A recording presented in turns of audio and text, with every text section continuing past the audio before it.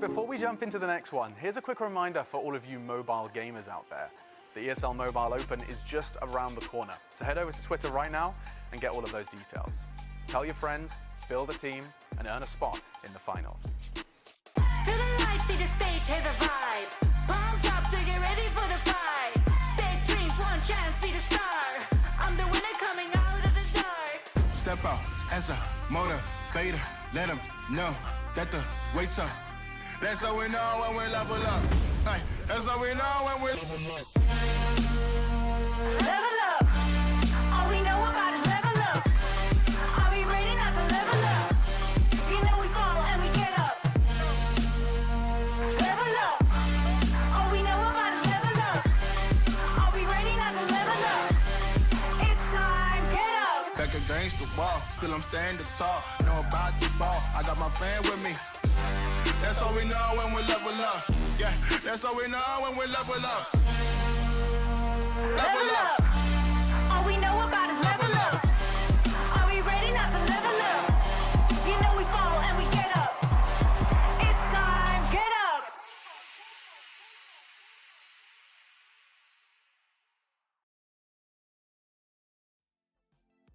Welcome to the final day of the group stages. This is the ESL Mobile Open Brawl Stars Challenger Season 2 2021 for the Asia Pacific region. My name's AJ, I'm the Mustachio, down here with the one and only Victor Cax back here in action. Victor, how do you feel, man? A lot of, crazy stuff about to break down in here if we meet certain conditions, my friend.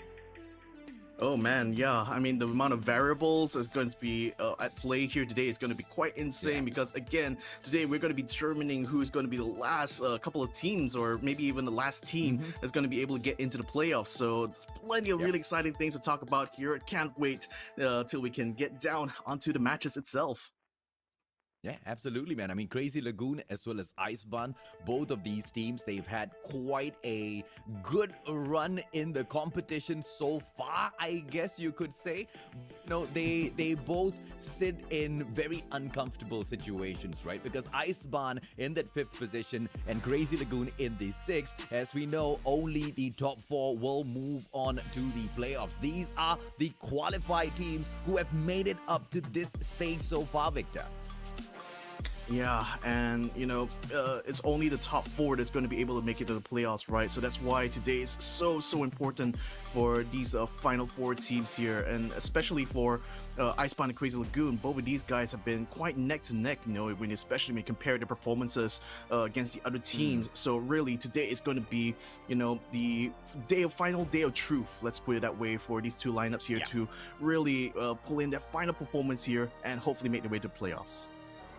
Yeah, and these are your standings, of course. Zeta Division as well as Little Moya G. They took on that epic battle yesterday, which was epically funny at moments, if you think about it. But of course, Little Moya G, they might just be the last ones laughing to the bank on the day of the grand final. So we, of course, have to keep our eyes peeled for that one. Both of those teams moving on to the playoffs. Kek's team as well as Team Flash, they are in the 3rd and 4th spot. Kek's team, they will not be performing in here today. But of course, as for the side of Team Flash, they will have the opportunity to meet Asphyxia. Isn't that right, Victor?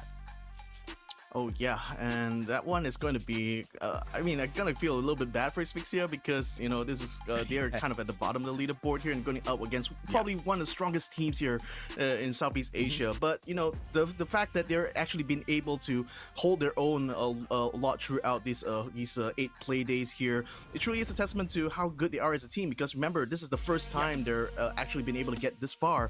So the fact that, they've been able to bring some good fights regardless of the performance, I think it's still something commendable. Yeah, absolutely. And of course, these are the game modes within the matches that we will go through. Brawl Ball, Bounty, Gem Grab, Siege, Heist, as well as Hot Zone. But only 5 of these modes will be played in here today. And I'm pretty sure you guys know those maps, know those modes already. It's pretty much exactly what we had running yesterday, Victor. Yeah, I mean, pretty much, if you haven't been familiar with this, I mean, you've got lots of play days to kind of catch up on, We're going to be going again onto the gem grab map of Gem 4, then after the Brawl Ball map of Center Stage, and then going to the Bounty round in Purple Paradise. So it's going to be quite chaotic in the first half here because, you know how the swings can be so dramatic in these first two maps. But, with if they manage to get past the Bounty round stage, then it will be off to the Ring of Fire here. There's going to be the Hot Zone round. And the fifth map decider is going to be some assembly required. A very classic map here for Bot Siege, and certainly going to be the perfect place here to break the tie should that ever occur. Yeah, so yesterday we didn't get a chance to see Ring of Fire or some assembly required. Kicks team as well as Zeta Division, they just did not allow us to take a peek into those maps. But let's see if or not these four teams will allow us to see a little bit of that, right? Today's matches as Crazy Lagoon look to take on Icebarn once again. This could be an absolute stunner because of where they sit on the leaderboards. Because if Icebarn manages to win this particular matchup, they will definitely qualify through. But if they do not, then Crazy Lagoon will be holding them back into a tiebreaker, which is definitely something Icebarn is not looking forward to. So, we definitely can expect them to go all out. Later on, Asphyxia can, they are not able to make it through the playoffs, but they can still hold Team Flash back. Because let us not forget, Team Flash at the moment, 9 points as well. And that might just force Team Flash into a tiebreaker situation of their own. So blockbuster matchups coming up all through today, Vector.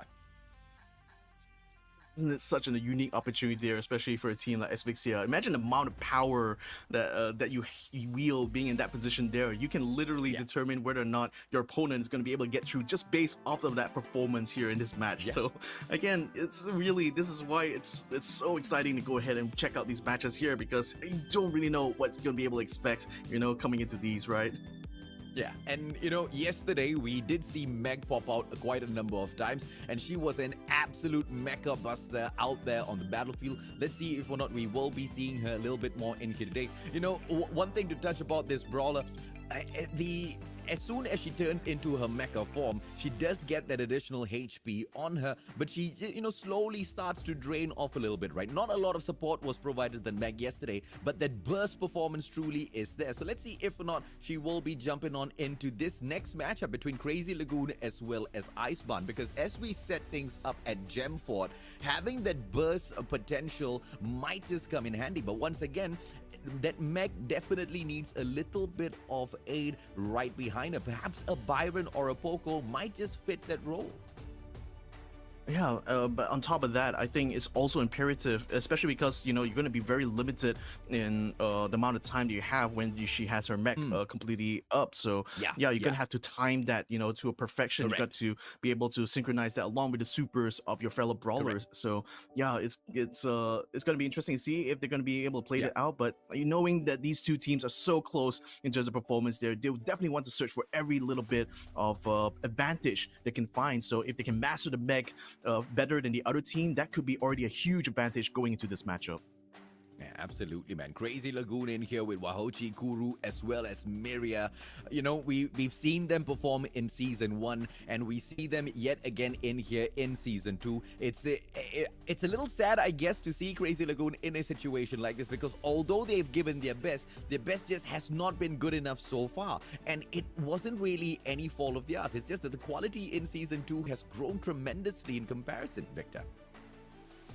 Yeah, and exactly. And that's kind of the difficulty of being on top, especially in a scene as competitive as Brawl Stars. It's you really have to constantly be improving yourself day after day, and if you falter even just a little bit, you can quickly find yourself left out in the lurch. So in any case, let's go ahead and have a look at Icebarn here, comprised of Aaron, Ryohei, Molneko, and Arotan. I'm so familiar with these guys, after having seen them since Season 1. And, I was hoping that Season 2 is going to be a really strong one for them, coming back as one of the strong teams for Japan. But it seems like that hasn't quite been the case, even though they had a really good start, I have to say, from the first couple of play days.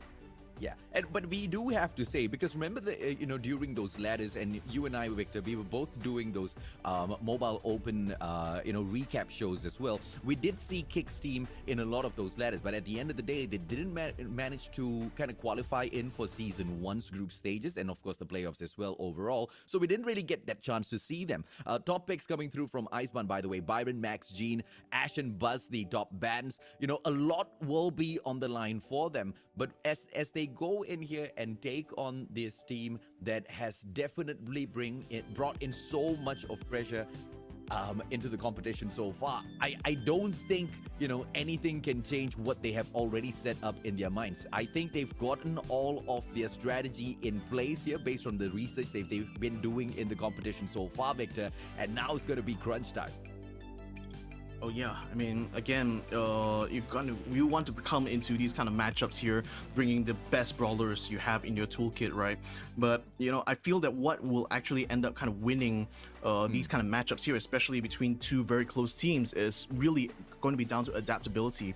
We've seen that a lot with some of the Singaporean teams, where if they can adapt very well to the Japanese teams, they can still win quite a few significant rounds.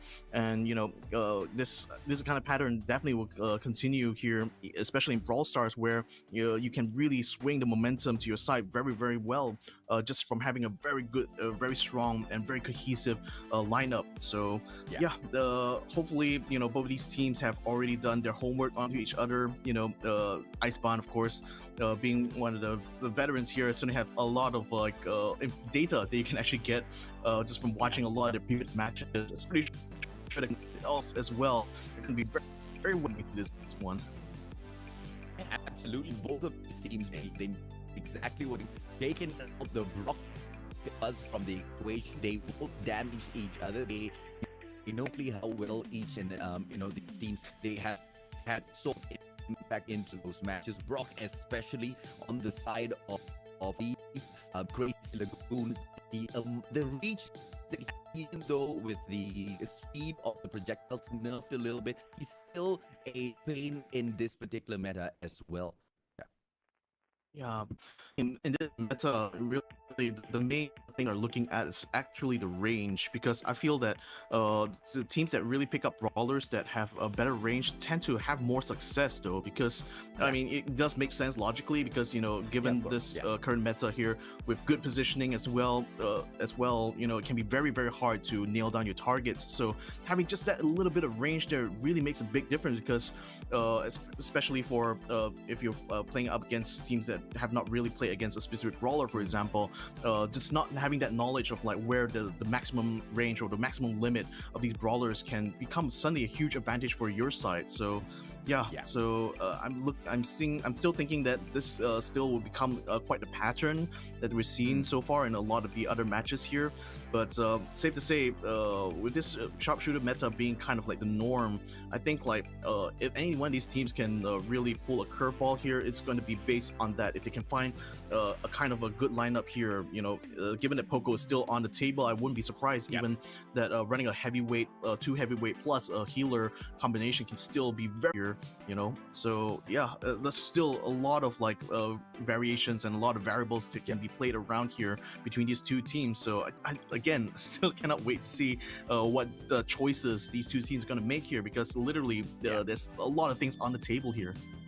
Yeah, absolutely, man. I mean, the 2 heavyweight with a healer method on this map definitely will bring you a lot of benefit, but that is only as far as you have all of those defenses up to kind of play around as well, right? And if the opposition side, if your opponents, they kind of figure out this early in the game, and if they do have their supers to take down some of those defenses, then you're going to be depending on a lot of the tankiness and, one good sweep, like what you've mentioned already, Victor, just waiting for those supers to charge up and playing your timing really well might just be able to get you the win. Because at the end of the day, when you go into Gem Fort, the first ones at the Gem Spawner aren't, necessarily always the ones who end up winning that matchup at the end of the day. You can just allow your opponents to pick up a majority of those early gems, but just continuously going in there for those spokes, right? Level yourself up a little bit as well, get your supers online, and like you said, play the timing really well, go in for one clean jump. And we both know that Iceborne as well as Crazy Lagoon, both of these teams are capable of, those sort of plays. So it's really no saying exactly how this matchup can go now. Yeah, so it really, I think it's going to be the first one to kind of like break out of that box there is going to have the advantage, I feel, because from that point onwards, once the cat is out of the bag, so to speak, the other team is going to have a lot of ground to catch up from that point, especially if they aren't able to, stabilize that matchup. So yeah, again, at this kind of level of competition here, you cannot really rely on the quote-unquote tried and true type of strategies. You have to find very, very creative ways to take your opponents by surprise, find creative ways to target certain weaknesses that your opponents may not be actually aware of. These small kind of details can really play a huge part here, in this matchup. So especially this first one here, Crazy Lagoon versus Iceborne, I mean, it's still very much neck to neck, even though the path that they had to come to this stage here has been quite different, but nevertheless, I would still say that both of them have the chance to get into the playoffs. It's really down to how they can perform in this best of 5 matchup. Yeah, absolutely, man. Let's talk a little bit more about the brawler composition that you earlier mentioned, right? You spoke about 2 tanks in there, going in with 1 passive healer. Perhaps that passive healer could be Byron. I really prefer him in that mid segment of that map because he not only does have the ability to pick up those gems, he can support both the left as well as right side flanks, and he can get perhaps a good control of that mid segment of the map because he does have the range on his shots as well, right? You bring that Poco in, you do have a little bit of a buff on that healing position because yesterday we kind of saw exactly how well Pam was effective on this first map on Gemfort because of the reach that she has, and even going up against a Rosa who's so super tanky that Pam really didn't have much of an issue at all yesterday, Victor. Yeah, and like I said, especially in this sharpshooter meta, range is literally everything. You always want to pick the brawlers with the maximum amount of range, and Pam is certainly one of those. The thing about Byron, though, is like, I know that there are some players who really don't like to play Byron because it's very, very difficult, actually, because you're managing a lot of things at once, as a Byron player. Not only are you taking care of positioning, but you're also literally the main healer for your team, and if you get taken down or if you're distracted even for a split second, you could easily lose one of your flanks. So it's usually a very, very tough kind of a brawler to play, actually, especially at this level. So that's why the kind of like safer way would be to go with a Poco, but that still carries its risk because once all 3 of your brawlers, your 2 heavyweights and your Poco, or use up your supers, that's literally the point where you're going to be most vulnerable. And if you if you aren't able to get eliminations done, before you reach that point there, it's very easy for your opponent to reverse sweep you. So there's always these kind of things that players will have to consider. So perhaps especially on the gem grab round, that teams will want to go for more like a poke battle where it's going to be sharpshooter versus sharpshooter. That way they can kind of like slow down the pace of the game a little bit and try to play a little bit more based on tactics and strategy. But nevertheless, let's see how it goes, though, because it looks like they're going to be picking up a Rosa here on Crazy Lagoon side. So it looks like they're opting for something a little bit more aggressive, especially with the M's blanketing everything for the left hand side. It looks like Crazy Lagoon are going very early onto that map control. Oh, Aaron pulls Ems in, and unfortunate for Wahochi, he gets taken out early here. Now Miria has to back away, and so far the pressure has been absolutely perfect for the side of Iceborne. And now Ryohei almost taken down by Miria here. Will go ahead to aggress on in. Miria goes in for the jump. Kuru takes him out from the back, and now that backstab is solid. Aaron once again goes through for that snuff. This time it will be that Rosa that gets taken down. So far the fight is quite hot between the two. Iceborne, they once again will be able to take over the gem spawner with Aaron and his not Aaron, Ryohei super, and the Sandstorm will be that perfect setup. As long as they can continue to nail this, Iceborne's not going to have a problem at all, Victor. Yeah, the thing is that they have the gem advantage. Now they're going to be conceding the ground a little bit, and unfortunately there's not a lot of obstacles on their side of the map there, so Crazy Goons certainly can use that to advantage, allowing them to get a lot of very clean shots towards them. Unfortunately, it's not really resulting in too much damage nor any eliminations. They really need to be able to pull their power together in order to be able to pull that off. But now it's a little bit of an attempt now for Crazy Goon to try to gain some sustain onto this gem grabber. They're going to try to move in very aggressively there, but Rosa gets picked up though. Didn't quite nail down the kill they was looking for, and they lose the M's as a result. So that's a lot of ground conceded now. Iceman just needs one more gem to start a countdown, and will they be able to get it? Yes, they do.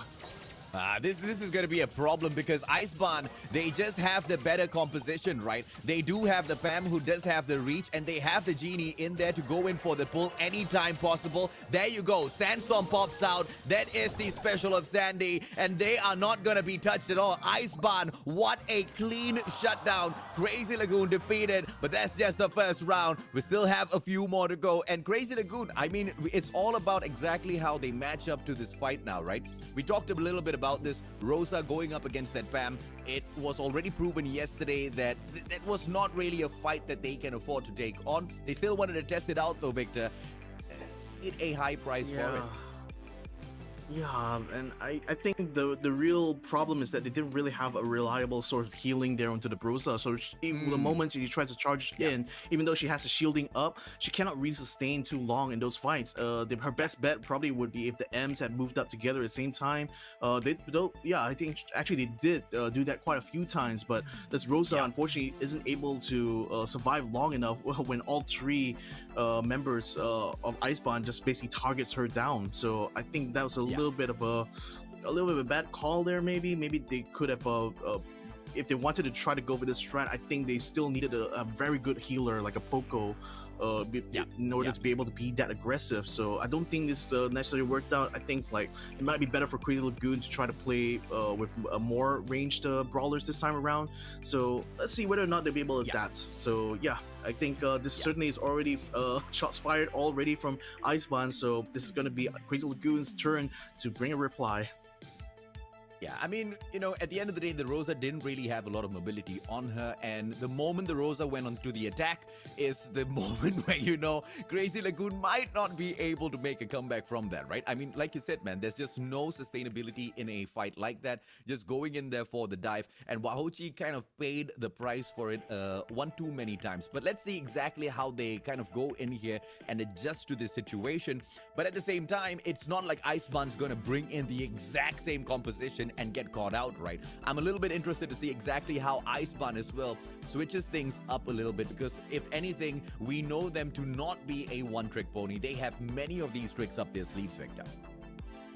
Oh yeah, and you know, sometimes just having a lot of tricks allows you to win out long and protracted best of fives. So you know, you just got to be ready for whatever to be able to throw to you the next round.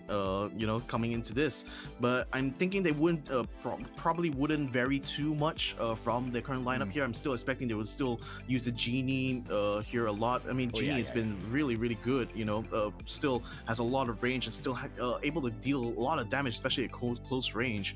So yeah, I don't think they're going to be varying that much. I do think that Crazy Lagoon definitely is going to have to change this kind of setup. Is not going to work. So either they're going to have to go all in on the heavyweight plus healer meta, or they have to just play the same meta that Crazy Lagoon is doing. And it looks like they're going to be going for the latter option.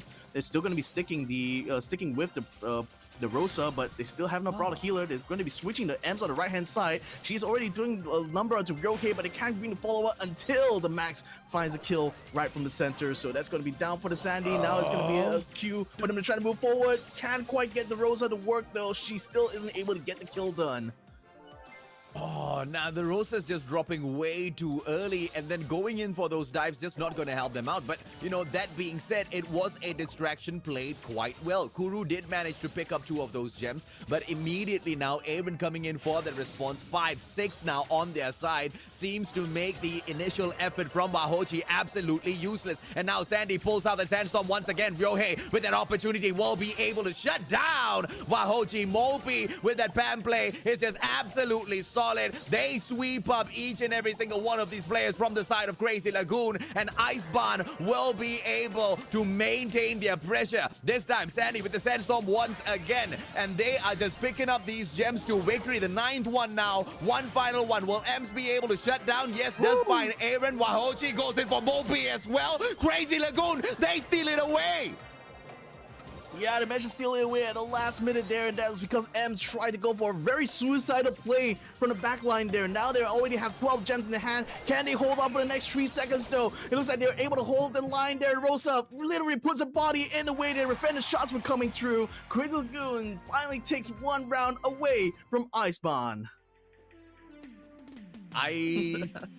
I think that was a balance of just being very, very persistent with exactly the kind of lineup that you think would work, along with a fair share of luck thrown in there as well, right? Just one mistake from the side of Iceborne, they don't back away. They get a little too cheeky and immediately punished from the side of Crazy Lagoon. And Rosa, it initially just wasn't as effective as the side of Crazy Lagoon wanted her to be. But at the end, they still managed to turn it around, Victor.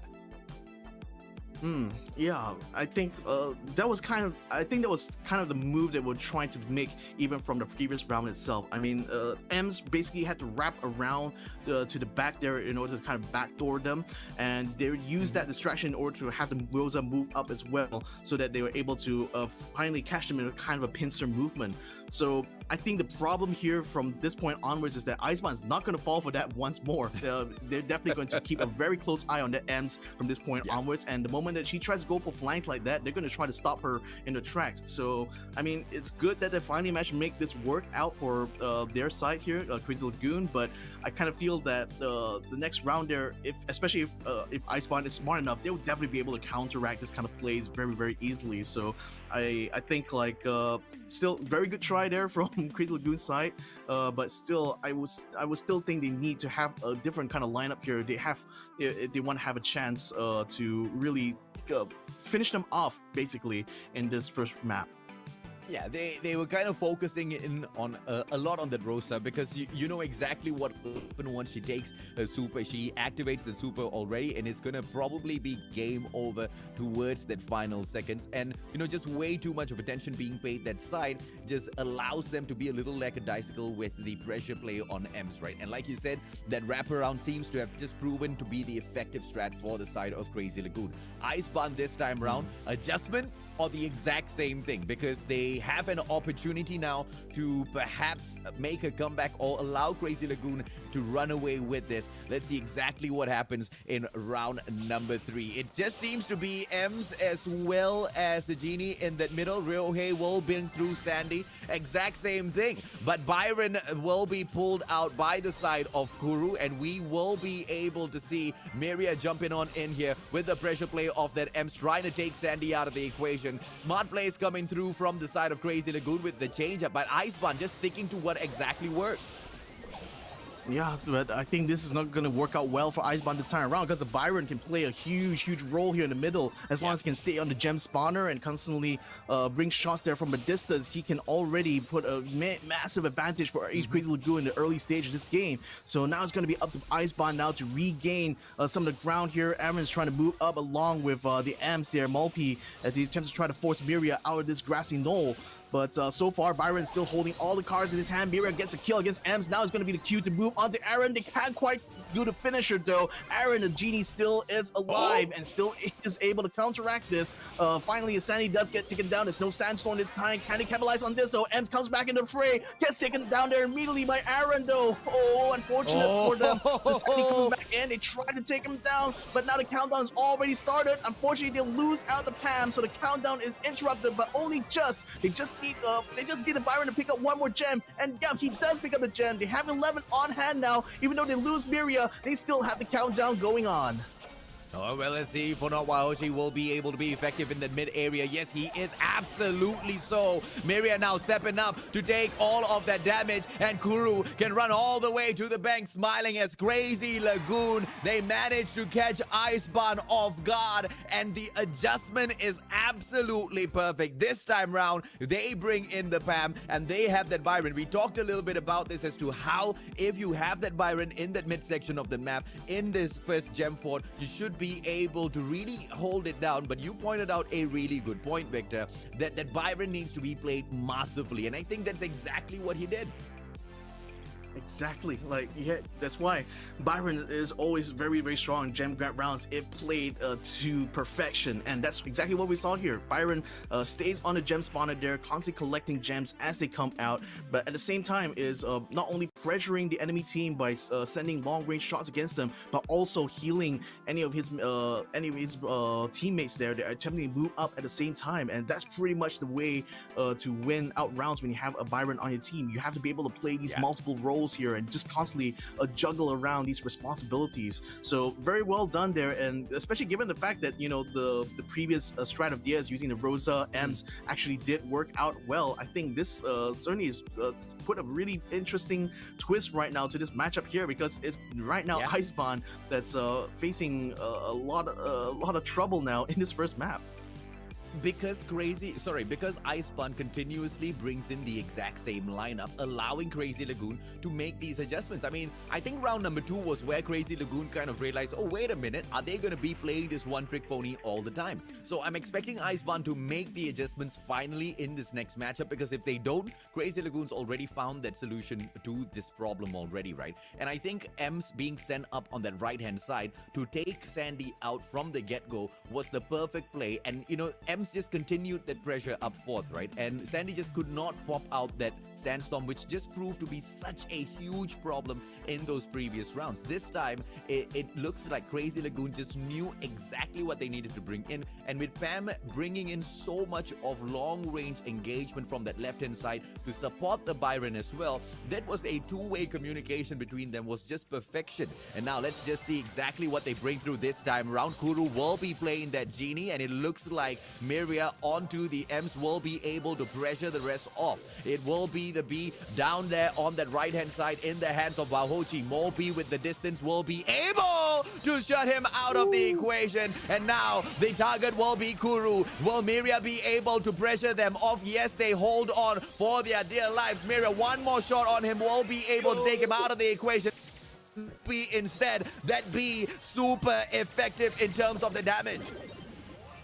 Yeah, very well done there to place those shots there and finally to win out the battle. So as a result, Crazy Lagoon is holding the majority of gems right now. That Genie is very, very rich right now, and Aaron wants to steal a little bit of those gems away from him. They managed to steal the gem spawner from Crazy Lagoon though, having been able to move up, especially with the B being out of commission that time. But look at Miria though, he's already moving up to try to get into the backdoor position again. So Iceborne's gonna have to watch out lest they're gonna get caught out by the pincer movement again. So that's why you're seeing Roque and Aaron moving back very defensively there, because they know that without anything, it looks like Mobi managed to catch them a little bit off guard there, tries to get it and does get the kill onto B. Now Ed is going to move forward here, tries to get the kill onto Aaron, just one more shot. Yes, he gets the last shot just in the nick of time. Look at that.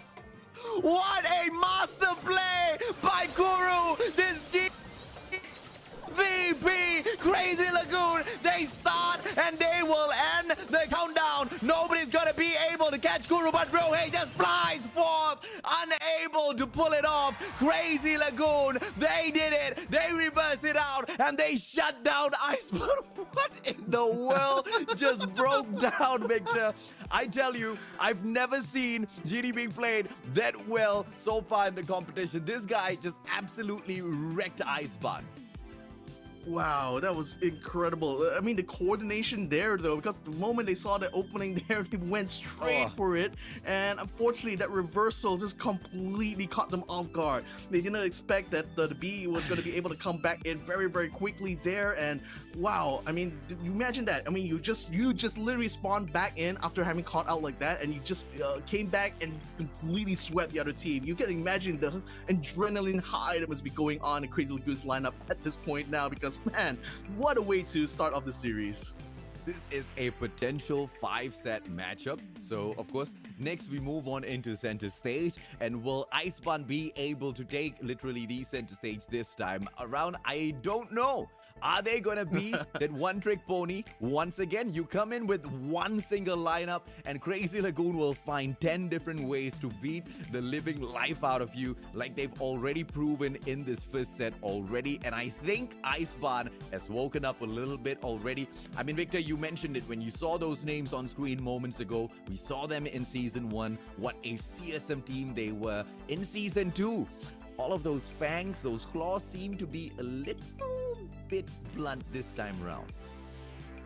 Maybe a bit worn out, but you can even see that as well from like the favorite bands and picks from Iceborne. You know, you can clearly see that they don't seem to prioritize a lot on the new brawlers, and I think that could be indication about their approach to the game, in that maybe they're a little bit inflexible, and it can be a bit of a death sentence actually, especially this level of competition, because you cannot really afford to be stuck with only the same ideas round after round. You always have to be adaptable. You have to be very, very dynamic. And you always have to, be able to, make those split second decisions, split second actions that really change the fortunes of the game. So, well done though to Crazy Lagoon. I mean, I certainly didn't expect them to be able to sweep this first map the way they did just now, especially going off of that first round performance. But it seems like even though it was off to a shaky start, Crazy Lagoon finally brought it home in the end. Yeah, I mean, because at the end of the day, that's exactly what Brawl Stars is all about, right? Yes, you do have, a certain perfect lineup, a certain perfect composition to bring into some of these maps, but you can't just stick on to that one specific play all throughout the time, especially when you are in a competition of this level, just like you've mentioned, Victor, because of the adjustments that your opponents will be able to bring in. And like what we've already seen from the side of Crazy Lagoon, initially, they kind of brought in a composition which they weren't super confident about, right? They couldn't take that fight up against the Pam. At the end, the solution that they had was, you know what, let's play the Pam ourselves and get a little bit of that ranged attack. Let's bring that Byron in, let's shake things up a little bit, and then finally, let's just bring the Punisher in for the shutdown in that final 4th round. And I think they've just been doing every single thing right. Iceborne, on the other hand, I've had my questions in the competition so far as to what actually happened to this team in comparison to Season 1. And I think you've kind of hit the nail on the head. They're stuck in time. They are not really moving ahead with the meta. They're not really moving ahead and catching up with the rest of these teams. It might have been enough to qualify in here for the ESL Mobile Challenge, but not for the playoffs, my friend. I think they need to step it up. But I think with experience and what we know of them, we can expect exactly that for Brawl Ball. Yeah, I think like it's still, at the end of the day, mechanically speaking, they're still a very, very strong team. So it's just really a matter of like strategic decisions that didn't really work out in that first map. So I would still say their chances are still very, very good, even coming into the second map, despite that loss. I think really the main advantage that Crazy Lagoon is just going to have from this point is going to be mostly psychological. But again, Brawl Stars is really a game of confidence. If you lose that confidence, you can lose games, just literally like water going through your fingers. So again, coming off of that high, off that first map there, I think it's definitely going to help Crazy Lagoon a lot going into this Brawl Ball matchup. But over the course of this best of 5 here, it's definitely going to be a test of their endurance here. So let's hope they can still keep things very, very fresh, going to these future rounds. Yeah, and once we move on in towards, I mean, let's break down a little bit about what can we expect next, right? Because as we move on into Brawl Ball center stage, the pace of the matchup is going to be so much more faster. And I think we can move on with the exact same setup that you've already talked about, the double tank as well as a healer setup. But instead, it looks like Wahochi is going to be going in here for the finisher.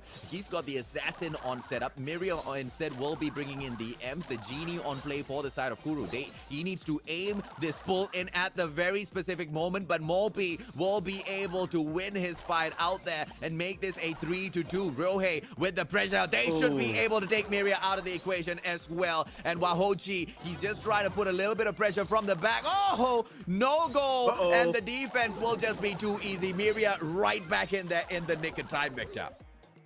That was very, very dangerous, especially when Ryohei was able to get his shadow forms out there. So that could have all very goal there. Fortunately, to clear the ball out of the way, and now it's in the center field. Now the Sandy's going to be able to bring a Sandstorm, but it still aren't able to use that to be able to move up forwards though, as they can't quite nail down the other members of Crazy Lagoon who are just hiding inside the grass. So the Sandstorm has already passed. They aren't able to take advantage of that position there, and looks like we're going to be back to square one.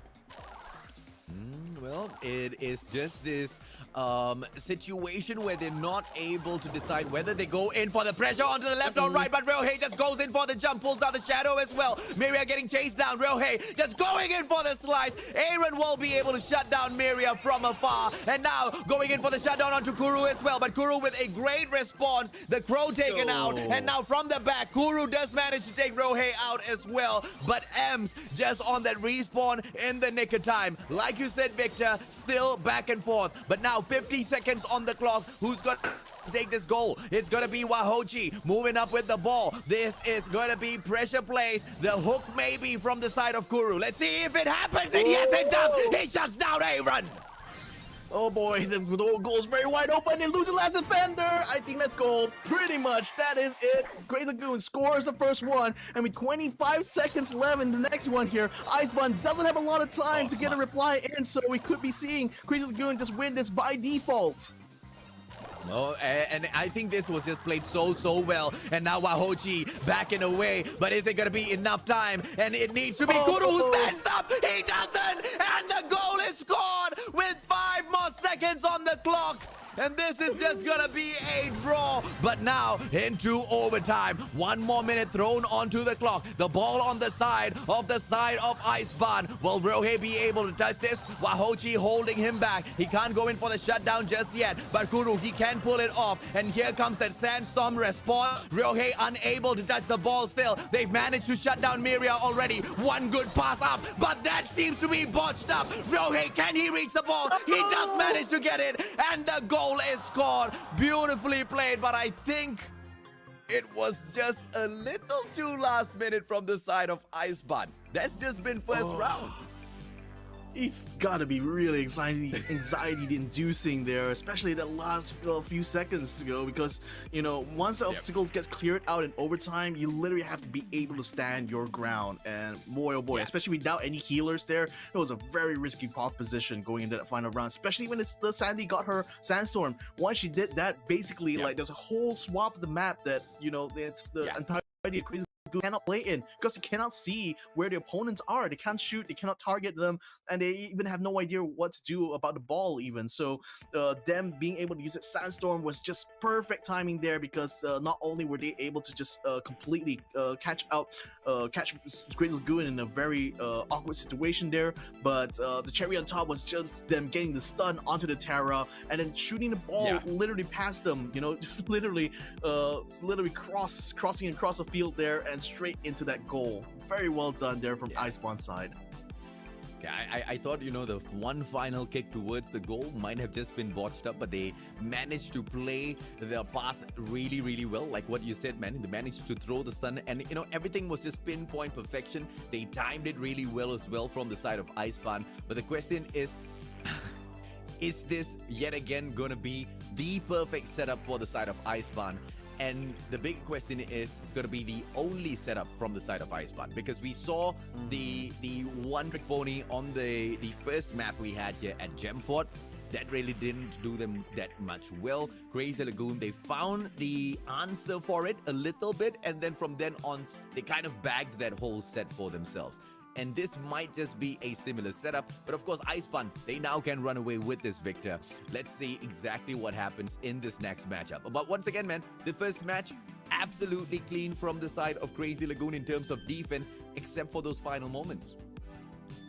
Yeah, even the goal that they kind of conceded was really because of a very well-timed attack coming from Iceborne's side, which, you know, can even take down the best teams in the world. But I think what kind of hurt Iceborne as well is just the response time between them getting the kills and then bringing the ball to the goal. I think that actually kind of affected them a little bit. I felt they could have been definitely a lot faster in getting that turnaround, especially in that last round. But nevertheless, let's see how they are able to perform with this new refresh. It looks like they're going to be using the Sprouts this time around. This is going to be interesting. And I just wonder exactly which particular pathways is Sprout going to be blocking off. But that super is definitely going to come in handy, man. I mean, we're talking about buying yourself precious seconds in terms of a defense for those final moments, right? But the Sprout gets taken out, and now Iceman just walks the ball in. I guess that's one way to deal with the Sprout.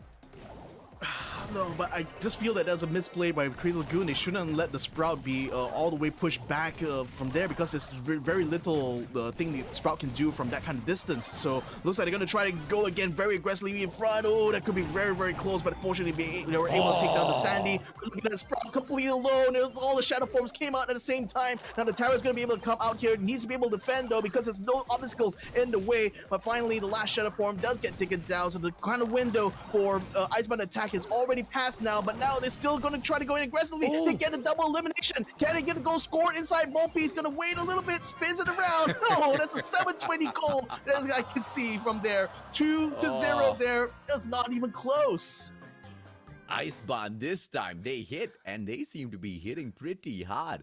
I mean, first of all, they found the solution for the Sprout. Just goes in for the pressure play, and like you said, from that particular distance, nothing much the Sprout can do, and they just managed such a pressureful game from the start all the way down to the end. 2 back-to-back goals taken, and nothing Crazy Lagoon could do about that. It was down to the composition at the end of the day, Victor, but there's still time for them to come back in here, perhaps make a reverse sweep.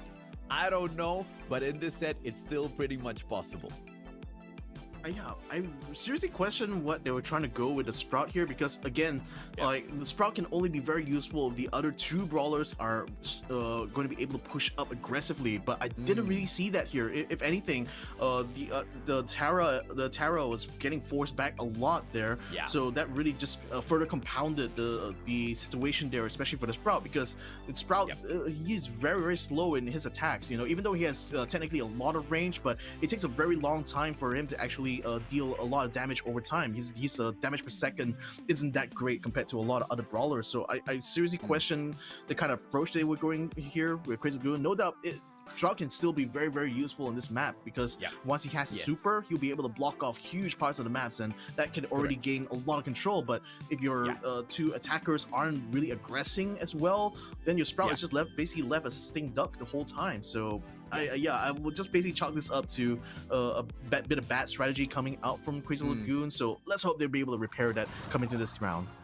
Well, it looks like they definitely have brought in these adjustments, but the Edgar's definitely not one that they want to remove from the equation. Sandy will be brought through, but in terms of the response, it's going to be Aaron playing the Frank, and now the Frank's going in for the smash, but taken out of the equation. Mulpy shut down as well. Miria making his way through right back in time, and it will be that spike play in terms of the super that slows them down, but will not be able to put them out of the equation. Miria now pulling out the Sandstorm right at the moment, and will be able to help Mahochi go in for the shutdown onto Aaron. One more shot is perhaps what they need, but the super from Aaron does not manage to catch Mahochi, and now this is the moment for Crazy Lagoon perhaps to get that goal.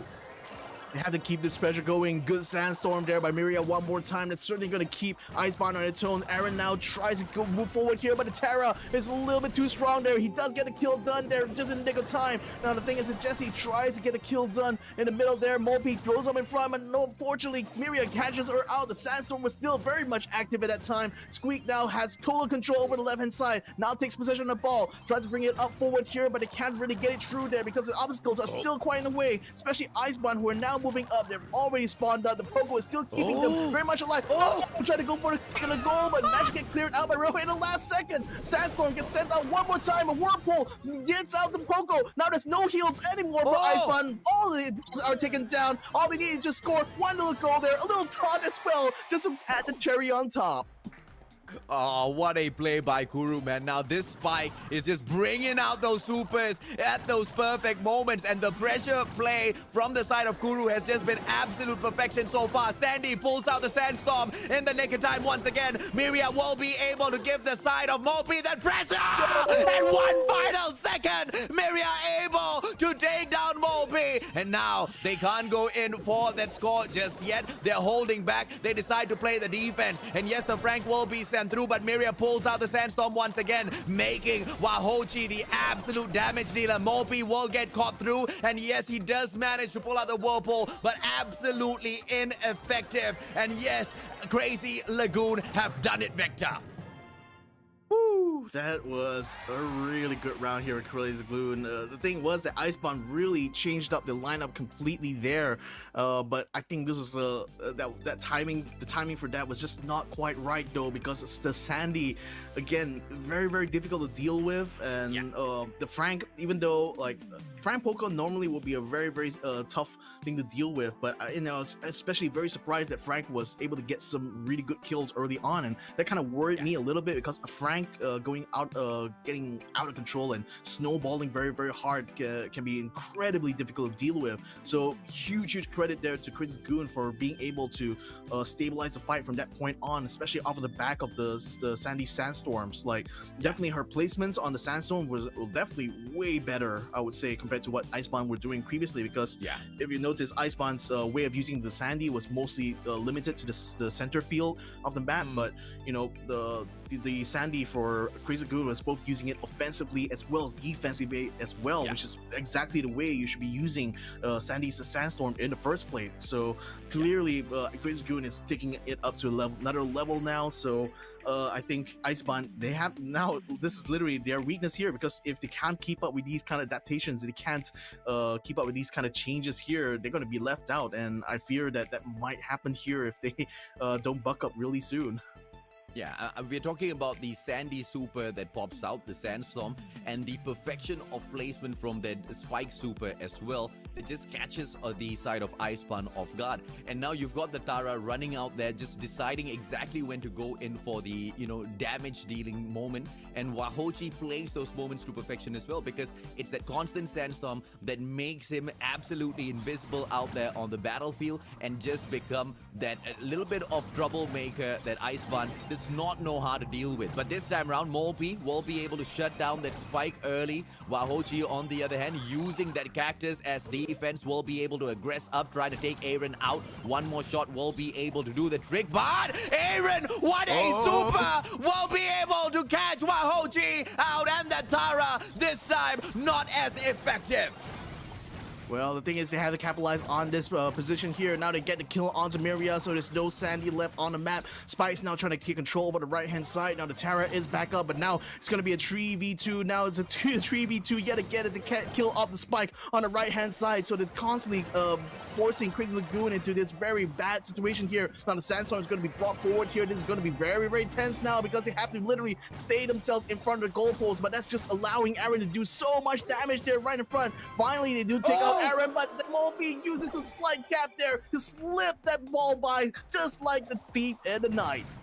Oh, Molby just fighting that microsecond decision that he could make that could win over the game, makes it and absolutely snatches the moment away. And now let's see what Tara can pull off on that left-hand side, and Ryohei spotting the danger will bring that pressure play. Sandstorm not pulled out just yet, it is not time, but Miria will be able to get exactly that done and pulls Ryohei into the bag. And this is that moment for the side of Crazy Lagoon to aggress up. Aaron pulling out that super, absolutely ineffective, and it will be the spike on the side of the right, and gets that shot onto Molpi, plays the super as well, pressure onto Ryohei, taken down, and Spike the MVP of that round.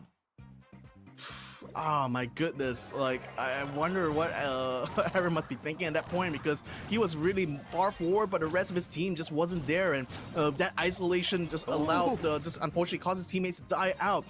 That's quite a bit of damage done to the Tara though. Miria tries to catch a chase on the Ryohei. But Ryohei still wins on it again. He has a ball. He's going to be able to score it, and he spins it and taunting them, in fact. As the timer starts to run out, Miria only comes out only to see the ball slip straight into the goal. Icebomb just takes it in round 4. What a play. And finally, I believe it was Ryohei with the mechanical outplay, runs right over that player, confusing the living life out of him in terms of exactly where he's going to aim his next shot, and survives with a sliver of health. That he just mechanically outplayed the side of Crazy Lagoon, and I think this is exactly what Iceborne was looking for. That sucker punch. You reel them in and you smack them right on the right-hand side of their face, and I feel like Crazy Lagoon's really feeling that hitman because, on Brawl Ball, it was pretty much a one-sided matchup all throughout. Yeah, that last match literally felt like an open-handed slap straight to Crazy Lagoon's face there. Because I mean, how could you let Ryohei through like that? I mean, that was literally him being completely unpunished. What should have been a very punishable moment there. So definitely a bit mistake there by Crazy Lagoon. So nevertheless, though, I mean, what a way for this whole matchup to go, right? I mean, the first map was definitely swinging the way of Crazy Lagoon. Now we're seeing things very rapidly swinging the way of Iceborne now. So, with let's put it this way, I still have no idea, even at this stage now, who's going to be able to come out on top, because it seems like these two teams are so neck to neck right now that it's going to come down to literally the details now. It's going to be down to who makes the fewer mistakes, who makes the better plays now. So literally this is going to be a literal head-to-head competition now between Crazy Lagoon and Iceborne. Yeah, and this particular matchup between the two, we expected it to go all the way, right? Potentially all the way down into set number 5. We have a confirmation. It will be the 4th set, so Ring of Fire will definitely be played. Hot Zone yesterday was missed. We did not have the opportunity to go over there thanks to two teams that wanted to take those 3-0. But now, I want to see a little bit of hope for some assembly required as well. Purple Paradise, we saw the mechanical outplay over in that final matchup on center stage. Will we once again see the side of Iceborne outplay Crazy Lagoon in the next map? Because it's all out in the open, and one basic mistake can literally give that match away. Yeah, this is going to be all about precision here. So I think, like, especially given the way that Iceborne's been playing, if they can actually use their pressuring tactics very, very well here, that can actually work to their advantage. Because if they can cause Crazy Lagoon to miss his shots a lot more often, that could certainly make the bounty round a lot more difficult than it needs to. But yeah, this is again going to be a lot more wide open, so it's really going to be a battle of mechanical skill here. And I think that Iceborne in this case should have the advantage, but again, I thought they would have the advantage going to map number 1, but look at me. I'm literally eating my foot right now. Well, let's see if or not they will perhaps drop this and make you eat both of them, right? The tick mirror is there. We see the Piper mirror as well as the Byron in here. Sorry, is that a bell? Yeah, I think it is going to be a equal matchup on both sides. It's all going to be about those mechanical plays. Let's see who manages to get those aims placed better. Yeah, again, it's just all going to be about the aim, all going to be about the timing. Ooh, that looked like very, very close there for Iceborne's Piper there. Molpy almost gets caught out. Ryohei gets targeted. That's going to be a kill there already. So is that going to open up the floodgates though? Crazy Lagoon are peeling back, so they're trying to bait Iceborne to move up forward to aggress here, but Iceborne doesn't seem to be taking the bait that well. But finally, they are moving up enough here to hopefully force things to happen here to get a couple of trades out. But still, Crazy Lagoon still has a huge advantage in stars right now, so they're still able to hold their own even at this point now. So 10 stars right now to Iceborne's 4. There's a lot of ground here for the red team to catch up on. Yeah, but the worst possible brawler now holding on to a majority of those stars on the side of Crazy Lagoon, right? If you go ahead and drop this stick out of the equation, it's going to be a GG. But the question is, how's the setup going to come out from the side of Iceborne? Ooh. Come on, Mahochi, that's illegal. And now the super being brought out. Is Miria going to be caught? No, he's not. Looking for Mahochi! He gets Mahochi! And now this is 11-12. Iceborne, one more takedown. They should be able to bag this, turn things around, and now they cannot make a mistake. Aaron needs to back away. One more shot in here. Moby gets shut down. 14-11. Crazy Lagoon still manages to bag it. Oh, that's just so hard there. I mean, again, Iceborne just needed to get one kill, only just that one kill, and they could have actually turned this around here. But I think like them being a little bit spread out there really just worked against their advantage there. So That could have been so close there. I mean, it's it's so frustrating to even watch that kind of situations there because you know exactly what the condition for victory was there, but just Iceborne just misses it just by that little bit there. Oh, I can only imagine how the players are feeling right now. Yeah, I kind of think that, that Bro, because the tick bomb was absolute perfection. They took Wahochi out of the equation already, but there was just no follow-up. There was no pressure play because the tick was definitely going to be able to find someone. The tick should not be finding Piper. That's the worst, but possible target that the tick can find. But the tick just kind of just scrims over Piper. But it was the follow-up that just wasn't there. Yes, Wahochi got taken out of the equation, but they desperately needed one more star on their side. And by the time they decided to go in for those pressure plays, it was just way too late, right? The tick kind of respawned right back through, and they managed to just play it all the way back in a defensive stance. So I think in terms of composition, both teams obviously had the right idea getting in here. In terms of mechanical plays, I kind of feel they matched up against each other quite well, but let's see exactly what happens. I think they're going to go in with yet another mirror matchup, and we might just be able to see a tie at the end of round 2.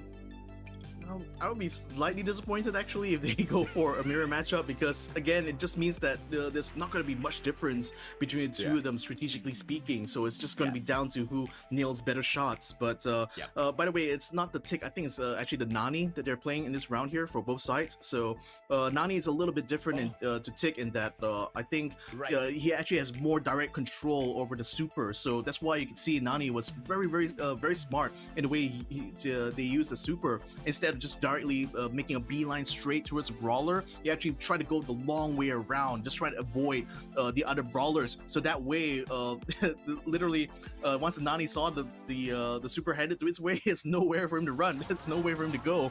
He just had to accept his fate at that point. Thank you for that, buddy. I absolutely got that one wrong, but let's see if or not Wahochi will be able to play that to perfection once again. Ryohei going in for those pressure plays. Absolute mirror once again. I know you're a little disappointed here, Victor, but it's okay. Don't worry about it. They should be able to show us a little bit of perfection. Blue Star on the side of Crazy Lagoon, but stolen away by Iceborne as they drop Kuru out of the equation. So the thing I worry about of Crazy Lagoon kind of playstyle is that every time they get advantage in stars, they immediately pull back. They actually concede the ground there to Iceborne, and I think that's a very risky thing to do because once you give them map control, it's very easy for them to overwhelm you. So I think it's only lucky they're still able to get the kill into Piper, so that actually forces Iceborne now to fall back, but now they lose to Nani as well. So in terms of stars, Iceborne still has advantage, especially because they have the blue star in hand. Now the Nani's going to be able to send his super in front. Ryohei gets the kill onto the Piper now, so it's going to be 10 stars of 5. That's only going to further compound the problem now for Crazy Lagoon because they haven't really done well here to maintain control over the map here, and now Iceborne is literally stepping all over them. Yeah, so this is something that we kind of just discussed, right? Mirror matchup and potentially Iceborne kind of equalizing this thing up. Because earlier in that matchup as well, it was just that one moment of misplay that caught them a little bit off guard. This time around, they played so cleanly from the get-go. And on the defensive this time around, let's see if or not they can continuously put the pressure. Crazy Lagoon, they backed away a little bit too much. Wahochi needs to be able to find one now. They step up a little bit too late, but Ryohei still manages to shut down Wahochi, and then Mopi gets a kill as well. This one's all over as Iceborne wraps up strong. Okay, not bad at all. I mean, Crazy Lagoon won the first one. Iceborne now shows them that yeah, we can definitely still win you even this kind of mirror matchup here. So like I said, I'm thinking that it's going to be back and forth like this for quite a bit. I mean, we're just mostly seeing them do a little bit of a change in terms of where they had their brawlers lined up initially in the start. I think the Bell was on the right hand side on the first round. Now they switched it over to the left hand side this time. But I think at the end of the day, it still came down to Nani's super there, being able to use that super to get the kills immediately. It becomes like almost like an instant win in that sense, because it's very difficult to counteract that super when that homing missile is literally aimed right at you and it's literally in direct control of the player. So yeah, right now Iceborne having a moral victory here, but can they still keep it up though? Well, they are going in for the exact mirror once again, just going all the way down to those mechanical plays. At the end of the day, we kind of understand exactly why they would want to do this, right? Because this is the best way to take this range battle. Yes, Bell will be taking that one-on-one against Aaron. Miria with the pressure play will be able to depend on a little bit of backup from Kuru and of Icebarn. They instead lose Molby, and now Aaron falls as well, and looks like Crazy Lagoon are taking this battle to Icebarn and stealing, running away with it. This is a smart way of taking the blue star without actually going for it, isn't it? Oh, that's almost an attempt there. The Piper's life. Good shot there by the Bell, though. But Mira is going to be able to move up, tries to get another shot on Aaron, but Aaron dodges it just in the nick of time, though. But that certainly was very, very close for him, for sure. But with 6 stars in hand right now, I mean, Crazy Lagoon just literally are baiting Icebarn to try to fight them here. But Icebarn, getting a little bit too close to the sun there. They lose both the Piper and the Bell in one fell swoop. 44 seconds left right now. I think Crazy Lagoon pretty much will have this in the bag now.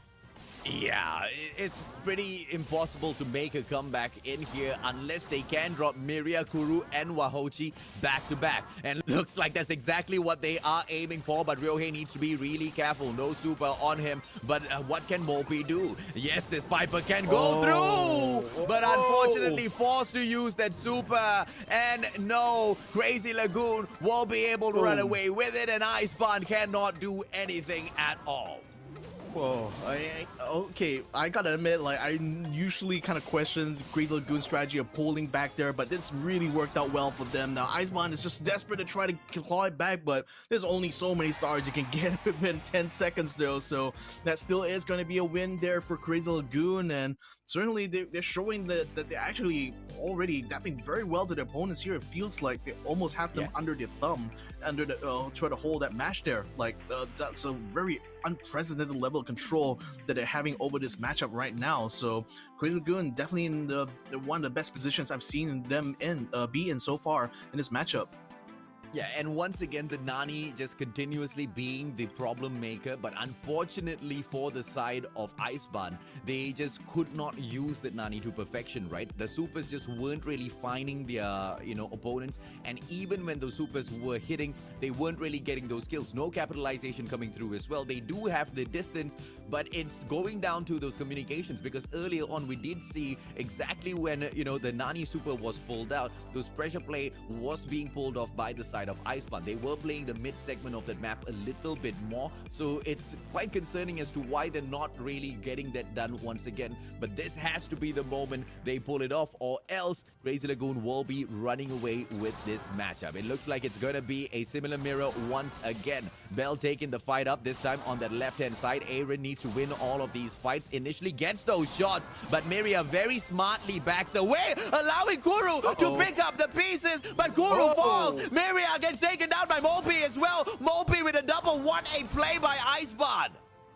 That was perfect timing there for Icebarn. I mean, the same time they went for the star was the same time that both Ryohei and Aaron were attacking. So they really caught Crazy Lagoon in a very good timing battle there, and that allowed them to now take the lead. So it's just going to be about maintenance from here. Oh, that's going to be a good shot there by the Nani to take down the Piper. So immediately that lead now is handed over to Crazy Lagoon here. But with Icebarn keeping things close here, at least it's going to be a much closer fight, I hope, at least coming into this fourth round here. But with Crazy Lagoon peeling back a little bit, they lose out the Bell once more here.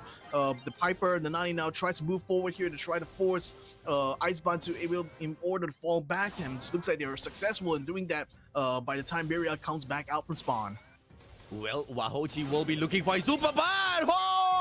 Super hit from the Nani on the side of Icebarn. Ryohei doesn't get the kill, and Wahochi walks out of there with a sliver of health. Now, he does manage to get the top up right back in there. Shots not landing onto Ryohei. Ryohei fires back, and Kuru cannot provide the support. Crazy Lagoon manages to get a double takedown, and it looks like 11-10. Mopi will be able to strike back. Aaron, he jumps right through. Can they now win this at those final seconds? 15 more seconds left to go in here.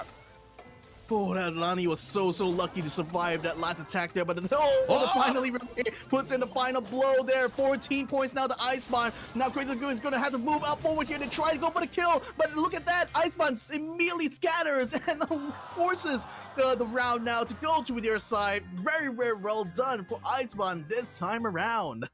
Oh, solid plays, man. I mean, both teams coming out strong, and at the very final moment, for the first time in here today, we are getting pushed into round number 5 in a set. And I wouldn't have it any other way. Purple Paradise truly has been quite a delight to watch. Both of these teams, you know, in terms of the mechanical capabilities of taking this fight up against each other, they've been doing amazing so far. Yeah, very well done there for Iceborne. I mean, the thing was that the Crazy Goo was actually quite in the element already. I felt by the time we got to the third round, but I think Iceborne finally, I think things actually finally clicked there for Iceborne. But it's just surprised me it took them this long before they were able to take control of the match, because I felt that they gave that control to Crazy Goon a little bit too much in the earlier rounds. But you know, despite the shaky start though, with them finally actually bringing it home here, and then now possibly forcing us to a 5th round decider here. I mean, man, it just goes to show this is a very tight match between these two guys here. So again, I think right now, like, Iceborne is already starting to get a lot more comfortable in this matchup here, which could spell a bit of trouble, I feel, for Crazy Lagoon. So let's see if Crazy Lagoon is going to be able to mess that up though, because so far it's still going to be a mirror matchup yet again. Yeah. And the mirror matchup just will not be changed. But this Nani, Wahochi has to evade and pulls that evasion absolutely perfectly. But now Iceborne with a 1 blue star on their side. Can they run away with this? I highly doubt it, because the moment they ease off on that pressure, we will be able to see Crazy Lagoon take the fight up instead. Now Kuru getting the shutdown onto Molpi. Don't even know how he managed to get that done. But Nani! What a well-placed steal with the super, and Peep gets that hit done. Ryohei, what a takedown! He was trying to go for the bell initially, but the bell was like, nope, it was a little bit too fast for that. It's like, okay, I'm gonna cancel. I'm gonna go for the Piper instead. Then Piper brought the super, and it's like, oh man, what am I gonna do now? Then the Piper came down just in front of him. It's like, oh, well, I'm just gonna go for it then. Well done there, though, for the Nani, but that's only enough to tie it up for now. Yeah, the problem is Wahochi sent down. Oh! Wahochi almost taken down by the Peep again. I mean, Ryohei is playing those supers absolute perfectly. And now Kuru manages to pull out the super to save his life. But when he lands, he doesn't get to aim. He gets shut down once again. But Crazy Lagoon, they still have got the numbers on their hand. And Kuru has been playing quite a stellar gameplay in here so far. Miria holding down to the lines. But Aaron with those pressure play will be trying to take him out of the equation. Wahochi now with the pressure on the right-hand side as well. 10-7, 15 seconds on the clock, Vector. What needs to be done? They have to be aggressive. They have to do it now or never. But the thing is, it's only 3 stars. They just need to get 1 kill, and they have to focus on they get it on Miria. This in time now. Piper tries to go in front, but loses life in the process. The Nani also gets taken down. Whoa, my goodness. Iceborne in one fell swoop just completely takes it from Crazy Lagoon just in the final seconds there. Man. Oh my goodness. Fantastic plays on the Nani. Sorry for thinking your Nani is A-Tick. I don't know. Maybe I didn't sleep enough today. But, you know, but either way, stellar gameplays from both of these teams, right? I mean, at the end of the day, we kept seeing exactly how much of pressure the Bell can play. And although the Bell can be a absolute, you know, tyrant in a matchup like this, with the distance as well as the damage that's being, you know, so easily dealt, it's very easily reversible because you have a Nani on your side. The downside is Nani with that HP not really able to aggress up forth, so the timing as well as when those supers are pulled out, really important. And when you pull it out, you really need to hit. And Ryohei managed to get that done time and time again, and that was essentially the winner for them. But again, I think I will still chalk this up to kind of Crazy Lagoon's play style in these bounty rounds because they always follow the same pattern. It's like every time they move up the center of the map, they go ahead and go for those pokes. But once they already get the leads and stars, then they immediately start to pull back a little bit. And I kind of feel that's usually a big mistake to do because you always want to be able to meet your opponents in battle, right? But if you keep pulling back like that, okay, no doubt it's going to make it more difficult for your opponents to hit. But eventually, you're going to find yourself your back's up against a wall. Now, granted, Miria was using this a lot throughout the match here to try to avoid getting shot as a bell, just using the grass that's at the wall side there to kind of dodge a lot of projectiles, and that actually saved his life quite a few times there. But I just feel that conceding that ground there just gives them a lot more control, concedes them too much control over the Iceborne. It just allows them to formulate a much better strategy. It gives them a positional advantage, no question about that. So again, I still kind of question that aspect of the way Crazy Lagoon has played this matchup here, but overall I would still say it was a very, very close one, like incredibly tight between the two of them. I mean, it basically came down, just like I said, it came down to either mistakes or just incredible plays there, especially on that Nani's homing missile.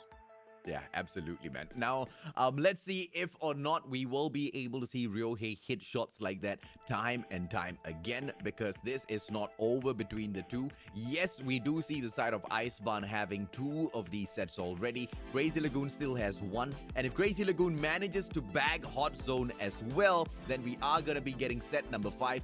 And we will be able to see some assembly required. But the question here is, will Iceborne now allow that to happen? Because Iceborne, they've kind of been struggling in the competition overall, right? Kicks, the Lil Moya G, Zeta Division, they have been the bane of Iceborne's existence. But in the past days, in the past 2 play days, Asphyxia and Team Flash, those have been the moments where Iceborne have been able to kind of find their momentum. And to take a 3-0 against Team Flash, I think that kind of says a lot here.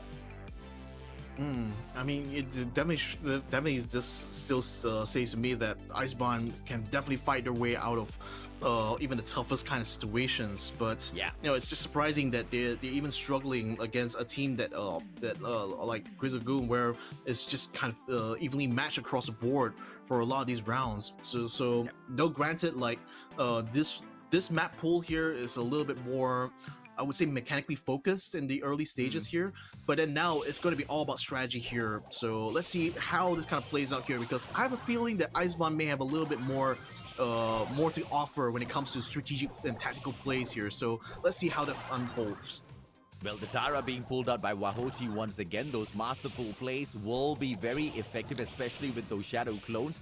But as we can see, it's a mirror matchup in terms of that Byron in that mid segment. Yes, the M's will be brought out, and Miria shuts down Aaron. Looks like the Tara on the side of Iceborne not as effective. And now Byron needs to be able to pull this shot as well. They have been just playing in these, outskirts of this, not really touching the hot zone just yet. And I'm afraid this might just allow the side of Iceborne to run away with the matchup, Victor. Yeah, they haven't really built a lot of pressure onto that Byron, though. It's only until now that they're able to force him up in the hot zone. But look at Aaron, though, moving very, very forward. Takes out the M, now rapidly moves up against the Byron here, forcing the entirety of Crazy Lagoon to hug onto the right-hand side. Miria tries to move out in front, but it's still requiring a little bit of backup here. Aaron is able to suck him in completely within the vacuum there. Takes out the Miria yet again. Almost takes out the Byron as well. Now it's going to be up to Mopi to put in the finishing blow, but still Ryohei that gets killed in the end. Look at Aaron, though. He's still able to get a second vacuum. Takes out and floating up team time right now. And Crazy Lagoon just nowhere to be found right now on that hot zone. It's not even close. Oh, Mr. P's just being so annoying. And I tell you, that little robot all out there on the battlefield. I mean, I'm sorry, Aaron, but Mr. P was the MVP, okay? That was perfect place on the right-hand side. I mean, okay, Byron was absolutely stellar on that mid-segment of the map, really playing the objective, right? But it was all about that flank, and Mr. P just dealing so much of damage, just annoying that right-hand side, not allowing that player to kind of, make much of an impact in the game at all, and just kind of left the side of Iceborne to do anything that they wanted. Crazy Lagoon, I didn't really expect them to play the matchup in that way, because it didn't seem like they were losing a lot of their battles. In fact, they could have played the hot zone in a couple of those moments there, but they chose not to. It was just those back-to-back deaths there from Miria, up against Ryohei's Tara. Like him getting the vacuum 2 times in a row there. I mean, Ems shouldn't have been caught out like that, because you still need the Ems in a big way in these kind of maps where you have the Ems' attack, has covered such a wide area that, losing her from that flank means that you're just basically losing the entirety of your left lane. So yeah, I mean, on the one hand, yes, Mr. P was literally on fire on this round here, but I think the Ems on Miria there just really wasn't working out in this round here. So I'm not sure if the best approach would be to change it out, or perhaps maybe to kind of like change the positioning a little bit. But if they can fix that I think Crazy Goon should have a better chance coming into this future round. Yeah, I'm just curious of whether or not Mr. P is going to be brought in once again, because, it's a really effective brawler if you've got your mechanical plays to the T, right? Because you really need to hit those briefcase throws, and I feel like he was doing exactly that. It was mechanical supremacy from the side of Icebarn, which Crazy Lagoon has shown us they will be able to match up with. But the question is, are they going to go in here with a mirror matchup for the next game, or are they going to be bringing in a little bit of a solution? Because let's talk a little bit about the adjustment for that Byron in that mid segment of the map, right? They already have a Byron mirror matchup. It's just that the hot zone wasn't really being played, and it's understandable why the hot zone wasn't being played, because Byron wouldn't have been able to have that backup. The right and left flank, they were just losing those matches time and time again, and you kind of call that out right? If they don't really find those flank situations, well, I think the Byron still should be brought in, but they have to find the solution for the left and right hand side flank, Victor.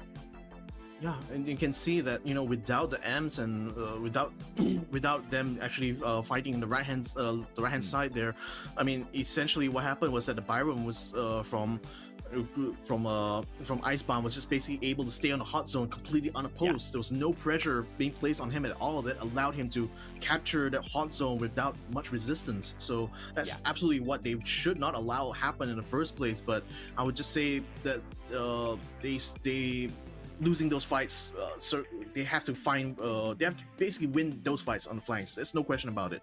If the Byron has no support, it's basically quite useless having him over there in the first place. So you don't get the value from the Byron if your 2 flankers are not in position to actually support him. It's just as simple as that. Yeah, and a little bit about the Tara as well. She really needs that range to get close down, right? Further away, the damage is really not going to be making that much of a difference as well. So I think it was more of a composition sort of a adjustment that Crazy Lagoon needs to focus in here on the next matchup, which I think they will be able to do exactly that.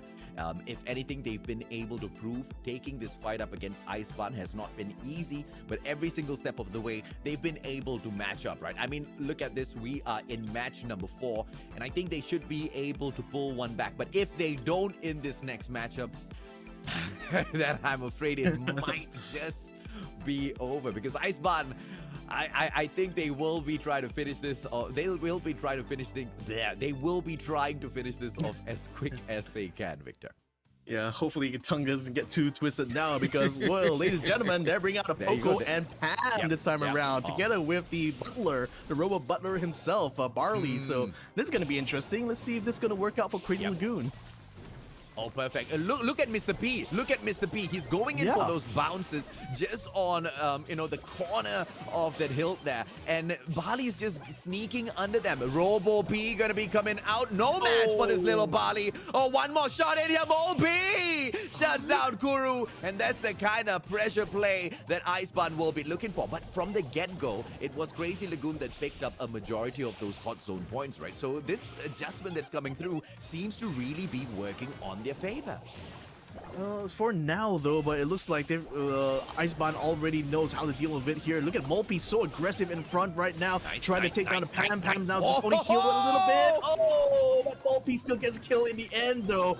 Now Myriad tries to go out in front to bring the heals, but only a little bit too late though. Now it's going to be completely exposed to both Aaron as well as Ryohei. That's going to be a very dead Poco on a hot zone right there and then. And now Pam and Barley are both going to be completely unsupported. Now Pam's going to be soaking up so much damage. Oh, watch out from the side there. Myriad is going to be soaking a little bit of damage on his own. What he's doing it, letting Mulpy's little penguin actually do a lot of damage on him. Well, allows for Aaron to go up in front to take out a Poco completely. A Crazy Lagoon. What the heck have you done? Oh, this Pam Poco combo coming through from the side of Crazy Lagoon looks like it's a perfect pressure play. And now, once again, Pam drops that turret, but unfortunately gets shut down by Ryohei. And it looks like Poco's trying to get something done in that hot zone, but absolutely shut down once again. Icebond trying to make their play right back through in here, but it looks like Crazy Lagoon just not allowing those moments. Icebond, 82%. They are going in here for the finisher. Poco, solo play by Myriad, not gonna be able to pull off much in here, but he needs those percentages. This is desperation out of Crazy Lagoon, but it is all over as Icebond bags it once again. How is Penny's turret such a huge thorn in the side of Crazy Lagoon? It just feels like they take too long to actually kill off the turrets every single time it's brought out. Oh, that's actually it's actually kind of frustrating to see that happen there, because you know that the Poco and Pam combination would have been so effective here. You know, combined with the level of heal that the Pam's turret is able to bring, and along with Poco's just insane ability to cover huge areas there with his main attack. So it was actually a little bit frustrating for me to watch, to be honest there, especially with the turret. The turret, you got to kill the turrets, man. I mean, that's practically you're handing free damage over to Icebond through that whole battle there. So the Pam was just a little bit too distracted from trying to take down both Mr. P and Byron that he completely left the turret unchecked, and that turret caught him out so many times. It's just wow. I think Crazy Lagoon have to really watch out for that, going to this next one here, because they were on the right idea. It's just execution left a lot more to be desired.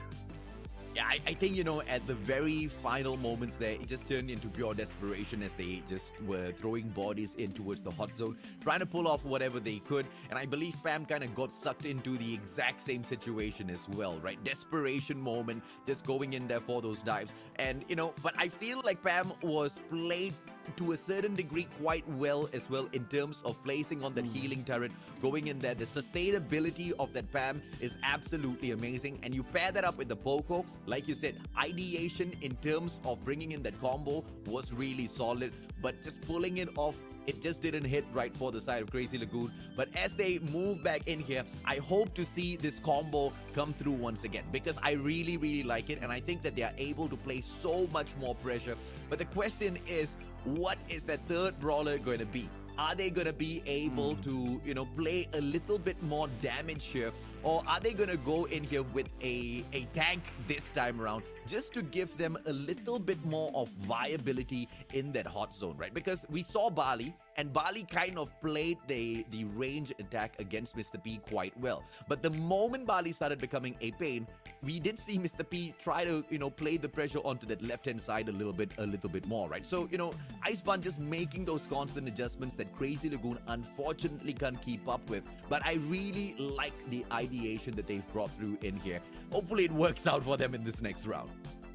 Yeah, again, like, this is like, especially when you guys are playing at home there, this is why situational awareness is so important. If you see a turret out in the open there, take it out. Don't let it survive. It's going to be huge thorn in these kind of fights, and you can clearly see that even when you have the right kind of combination there, just letting the turret by and just dealing damage onto your brawlers is not going to allow you to win out fights. This is so well. So hopefully Crystal Lagoon has learned their lesson coming into this next round here because, like I said, the Poco and Pam should have worked out well for them here. It's just, I think, to your point that maybe they've had to change the barley for something else, perhaps something that can actually sustain a little bit more in fights or perhaps deal a lot more reliable damage, because the problem with barley for the most part is that his attack's a little bit too slow. If Mr. P decides to bum rush the barley, he's immediately a second duck. So let's see if they change it up. Yep, they're going to change it out completely. They're going to use Rico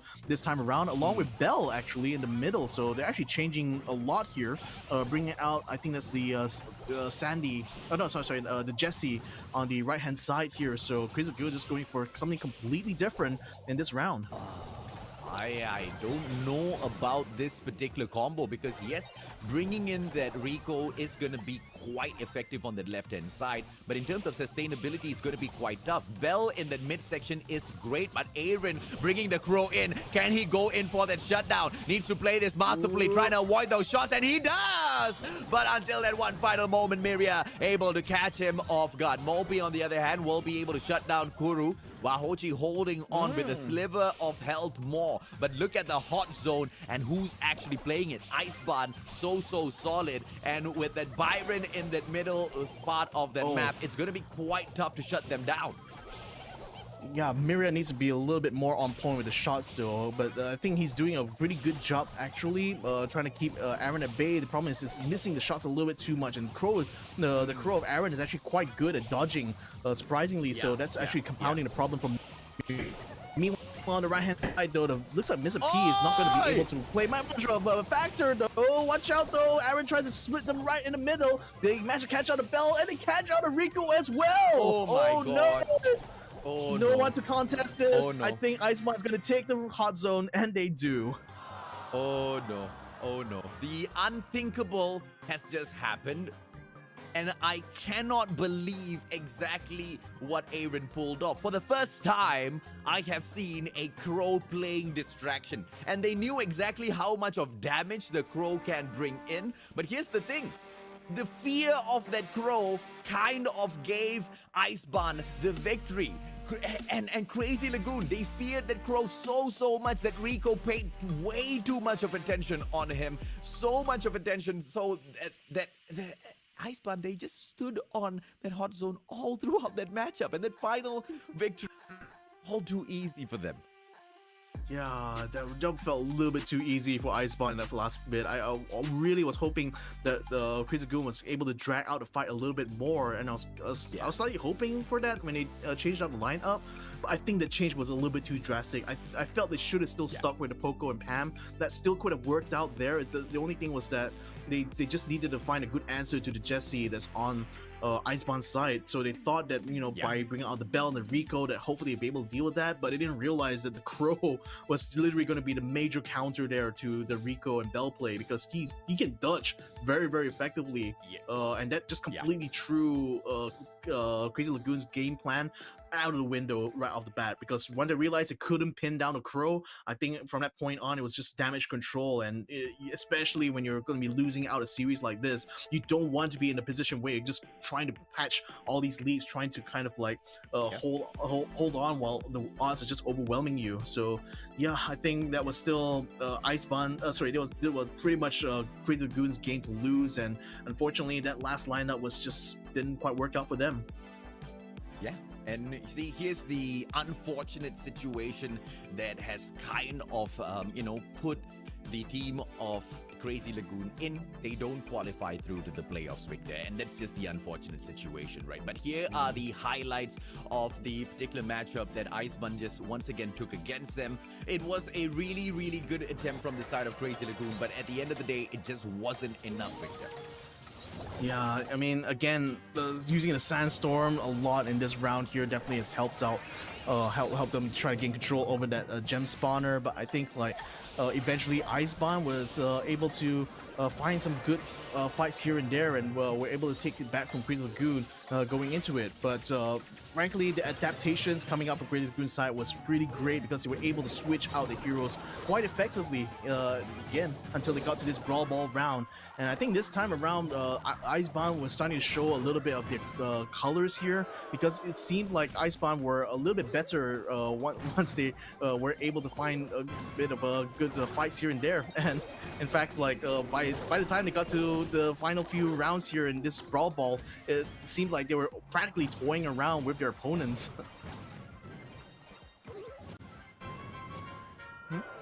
All right.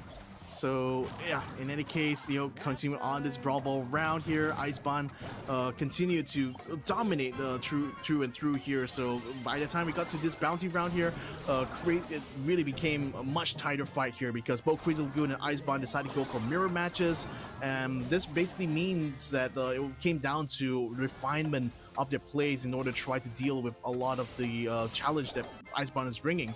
But in the end, a few well-played shots there by the Piper, and superb plays coming out from the Nani. And I felt like a bit of a ground conceit coming out from Crazy Lagoon actually made it a bit more difficult for Crazy Lagoon to actually win out the fights here. So nevertheless, by the time this round kind of ended here, I mean, it was a very long, protracted battle, but it was Icebound that came out ahead.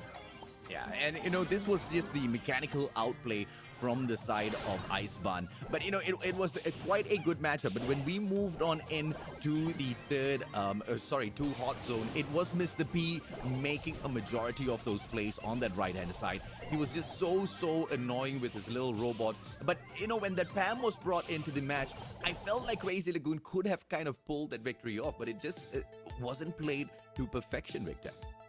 Yeah, and I think they got so scared off of that lineup, Pam and Poco lineup there, that they completely just discarded it and tried to go for something completely different.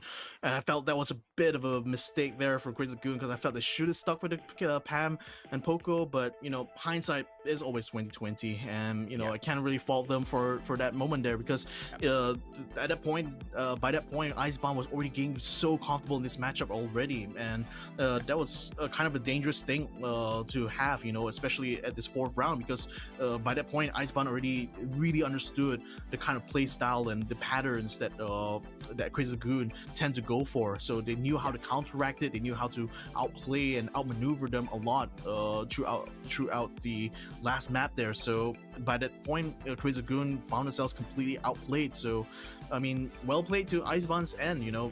Again, even though Crazy Lagoon showed definitely a lot of flexibility on their side, their ability to play different kind of brawlers here and constantly trying to change around the lineups certainly helped them a lot throughout this matchup here. But I think as time went on, Icebound, the more information Icebound started to learn about their playstyle and also as well as their strengths and weaknesses, the more Icebound started to get more comfortable. And by the time it got to the fourth round, they were clearly in their element. Yeah. Now, of course, it is not over yet for the side of Icebound. They make it through to the playoffs with the current setup. Crazy Lagoon, on the other hand, we have to wait for Season 3 to see exactly what sort of magic they will be able to bring in for us to watch. Ladies and gentlemen, boys and girls, a quick short break. And whilst we set up the final set, or the final series, I have to say, for the group stages. We'll be right back. Before we jump into the next one, here's a quick reminder for all of you mobile gamers out there. The ESL Mobile Open is just around the corner, so head over to Twitter right now and get all of those details. Tell your friends, build a team, and earn a spot in the finals. Feel the lights, see the stage, hear the vibe. Pumped up to get ready for the fight. Big dreams, one chance, be the star. I'm the winner coming out of the dark. Step out as a motivator. Let them know that the weight's up. That's how we know when we level up. Ay, that's how we know when we level up. Level up. All we know about is level up. Are we ready not to level up? You know we fall and we get up. Level up. All we know about is level up. Are we ready not to level up? It's time, get up. Back against the wall, still I'm standing tall. Know about the ball, I got my fan with me. That's how we know when we level up. Yeah, that's how we know when we level up. Level up. All All we know about is level up. Are we ready not to level up? You know we fall and get up. It's time, get up.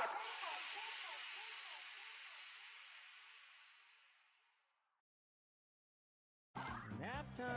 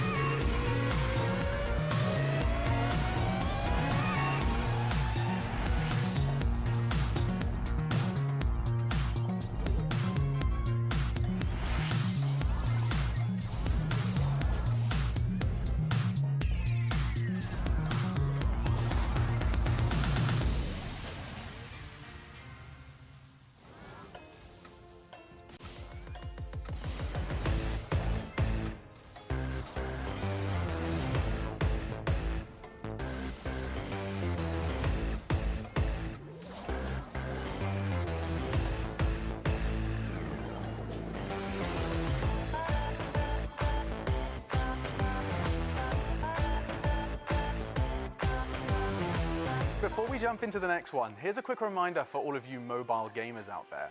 The ESL Mobile Open is just around the corner, so head over to Twitter right now and get all of those details. Tell your friends, build a team, and earn a spot in the finals. Feel the lights, see the stage, hear the vibe. Pumped up to get ready for the fight. Big dreams, one chance, be the star. I'm the winner coming out of the dark. Step out as a motivator.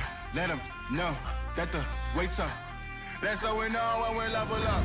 Ay, that's how we know when we level up. Level up. All we know about is level up. Are we ready not to level up? You know we fall and we get up. Level up. All we know about is level up. Are we ready not to level up? It's time, get up. Back against the wall, still I'm standing tall. Know about the ball, I got my fan with me. That's how we know when we level up. Yeah, that's how we know when we level up.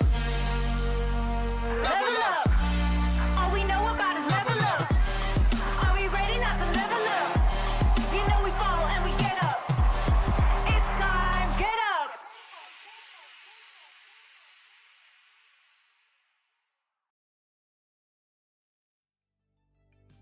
Hey Heyo, what's up everybody? Welcome back to the ESL Mobile Open. This is the Brawl Stars Season 2 Challengers for Asia Pacific, and you're right now at the final matchup of the final day. My name is Victor Cax, joining me here is Mustachio, and we're gonna be your commentators as we run into this final best of 5. It's gonna be David versus Goliath this time around, Asphyxia versus Team Flash. Gonna be an interesting one here, especially given that really the team that has the chance of getting the playoffs is Team Flash. So Asphyxia's job here is to see whether or not they can deny them that chance.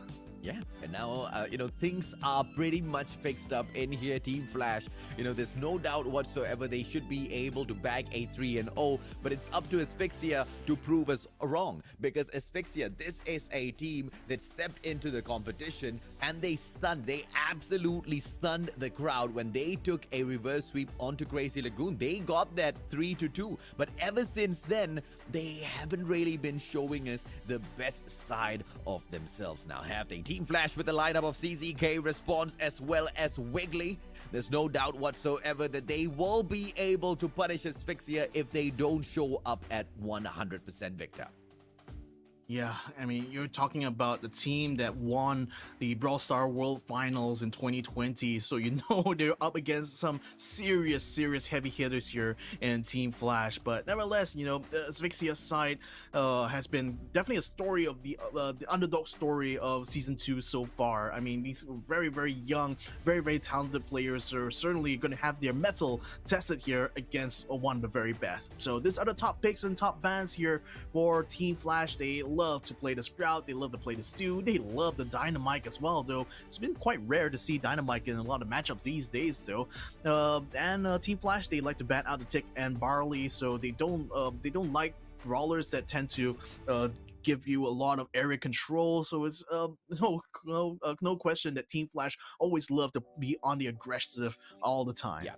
Yeah, and of course, let's take a quick peek into Asphyxia as well, right? Because we've got Humanly Tomo, Prime, Secondary, as well as Twice, with the potential of jumping on in here to the next matchup, and perhaps putting away their Senpais, Team Flash, to the side and taking one for the road, right? But if they are able to do that, it's not much of a I guess, a threat to the side of Team Flash, because they still should be able to make it through. Holding on to 9 points on the board so far, they have to make sure at the very least they get 3 matches off of, the side of Asphyxia, which pretty much means a victory. So I don't know. Do you think Asphyxia will be able to pull it off today, Victor, against Team Flash? I mean, again, it's all about that first day, wasn't it, for Asphyxia? It was probably the most impressive showing I've seen for like a new team coming in. It's just unfortunate that they haven't really kept up that consistency throughout all the play days. But, just because of that, I would still say they will have a chance. I mean, virtually every team here has a chance when it comes to the challengers here, because, you literally have to qualify a way to get this stage. But I think, for their part, though, it's literally every point is going to matter here.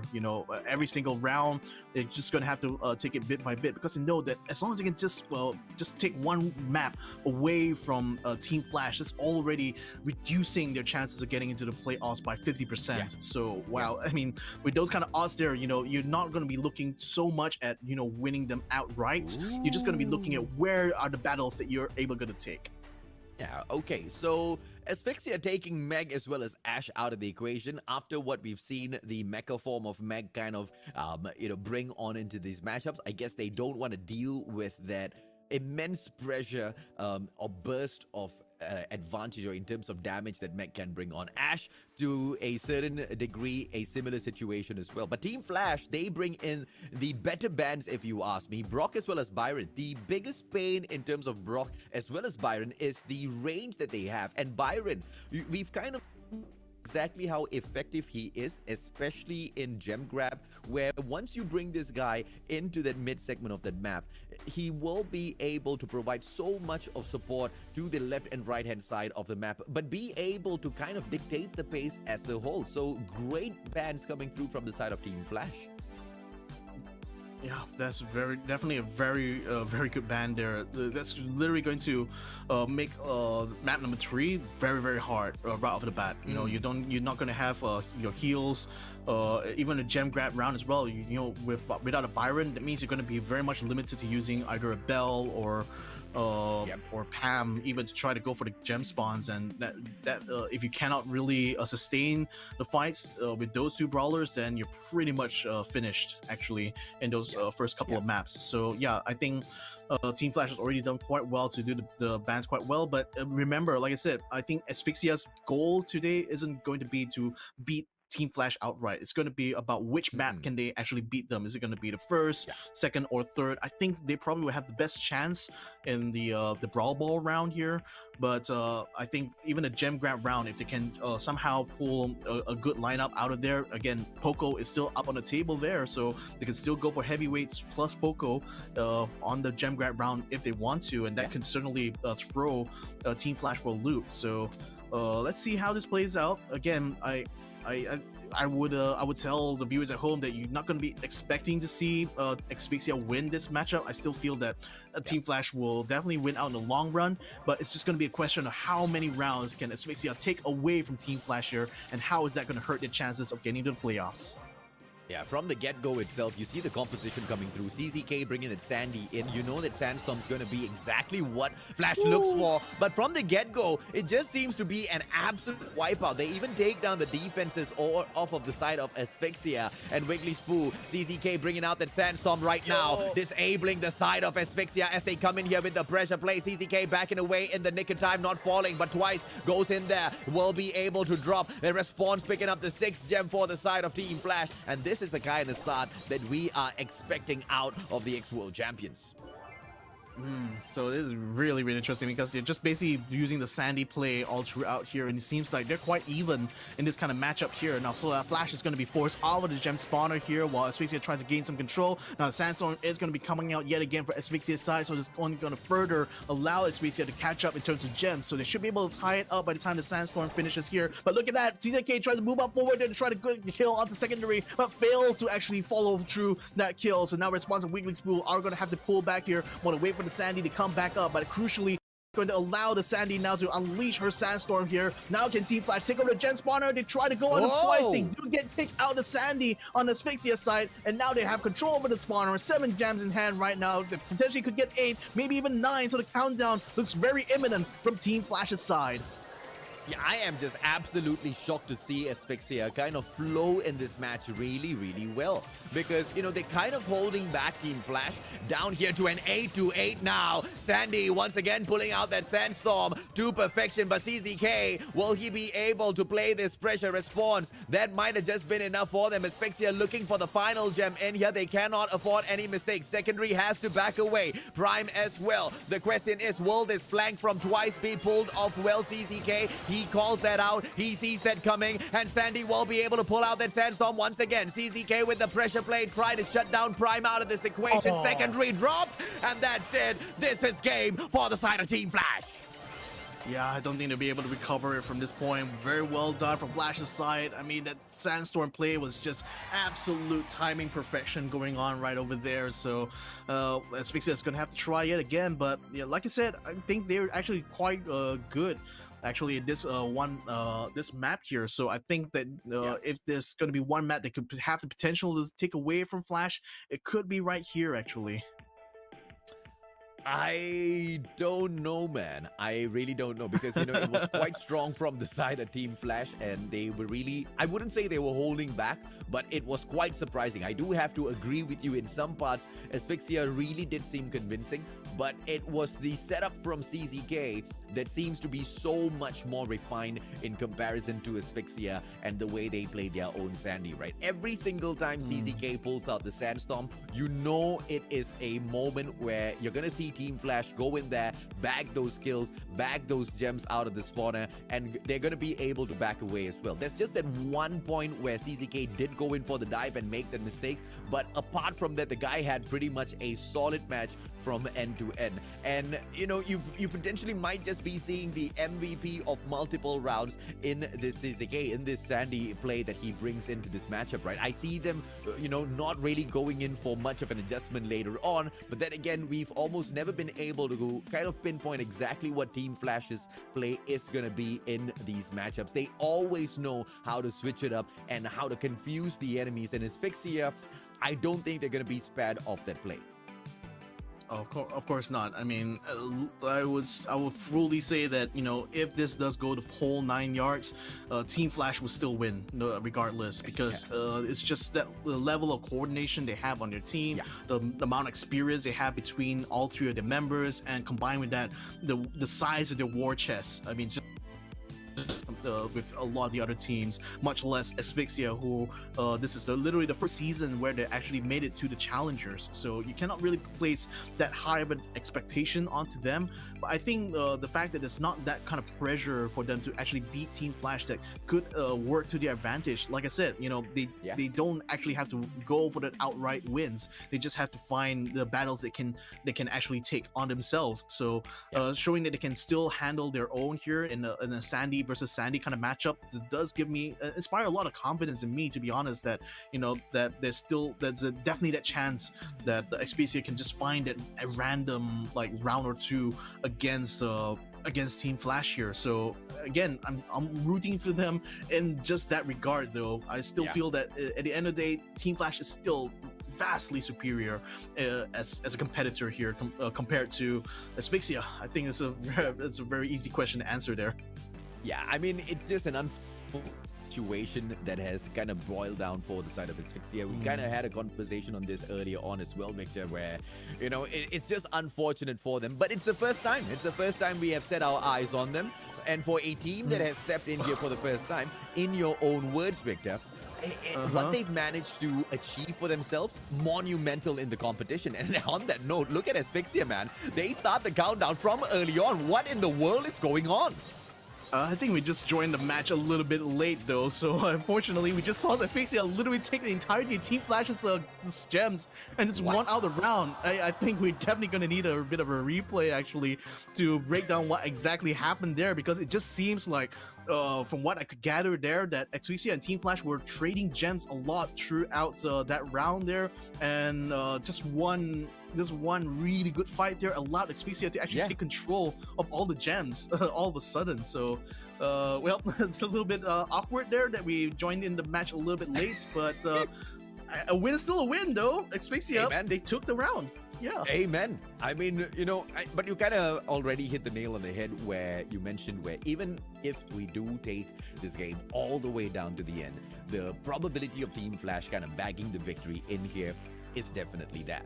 And the repercussions of not really bagging the series, I don't really think will be affecting, Team Flash all that too much, because we have to fall back down to the rules of the tiebreaker later on as well.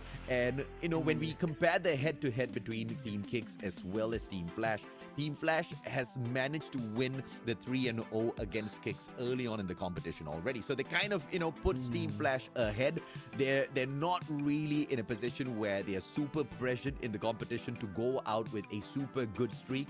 But even that being said, I'm pretty sure they won the victory in here. I'm pretty sure they want to move on up to the playoffs with 12 points in the bag. And taking it up against Asphyxia theoretically should not be much of an issue. But like what we just saw at the final moments of that previous match where we jumped into, Asphyxia might be able to pull off a shocker here, man. Yeah, so let's see whether or not they'll be able to do that yet again, though. The problem is the Crow soaked up a lot of damage that round, though, and that's allowed Team Flash to get a bit of advantage. The thing is that they've lost one of their own as well, so you're going to wait for CZK to get back up to speed, though, and that's only going to delay the sandstorm coming out from Team Flash's side. So Responsible Wiggly Spoon now forced to fall back here. Asphyxia gathers a little bit more gems. CZK gets picked off yet again there by Secondary, as Team Flash now tries to move forward here to at least recoup some of the gems that they've already conceded there to Asphyxia, and looks like they've already tied it up now, just as CZK rejoins the fight right about now. Prime tries to take a pop shot there onto Wiggly Spoo, isn't able to complete a kill. Twice is a little bit low there. Response trying to move in to try to get a kill onto the Crow, but still isn't able to take him out just there and then. Now Response is the one going to get picked off eventually. A couple of gems on the ground there, with CZK picks it up there, allowing himself to stay 4 gems within range of Team Flash. Unfortunately, CZK gets picked off there, and Prime steals all the gems away from Team Flash from that round. So now Asphyxia has all the gems in hand. This is looking like Asphyxia might pull another surprise here onto Team Flash. Yeah, Wiggly Spook, he needs to make a play in here. He can get that one hook, which will be super valuable, but he needs to pull specifically Prime in, but twice! The Crow goes in for the flight. Will be able to shut down Wiggly Spook, but he is immediately traded out. Asphyxia now starting the countdown. Will Response be able to do anything? Gets the speed boost, but what will he be able to capitalize with it? As CZK now aggresses on 4th, should be able to... Oh no! Does not manage to get anything out of that fight, and they should be able to back this. Asphyxia twice in a row now pulls the victory. Ooh, talk about styling on that. 1,000 trophies on there to get MVP. I mean, again, like I said, I already saw that Asphyxia can really hold their own in fights like these. You know, they're still very handy on the Max, they're very handy on the Sandy as well. And I think like CZK was a little bit overly ambitious, I think, in some of the moves that he made here. I mean, definitely he was putting himself on the line a lot through a lot of these fights, but I kind of feel that it could be a bit cognizant to just stay back a little bit and try to gain more control over the spawner rather than actually trying to go for outright kills. So I don't know, it does give me a sense of desperation on their side, but it really shouldn't be, because again, I feel that Flash is a strong enough team that it should be able to fight against Asphyxia even under these kind of conditions. But so far, I would say Asphyxia playing this matchup very, very well here, and if they can just keep this up, if they can actually pull up a massive surprise and actually pick up this first map, I would say the job is already pretty much done in their regard. Oh yeah, absolutely, man. I mean, but as Asphyxia, they kind of sticking on to this motto, right? Kalah tapa style mesti ada. Overall in the competition, they have not really managed to get much done. But as they make their exit, as they do not make it through to the playoffs, they are trying to put up one final stand in here, so we remember their name. And I think they've done quite enough so far, Victor, where we are able to recognize that they do have it in them to take this, fight up against Team Flash.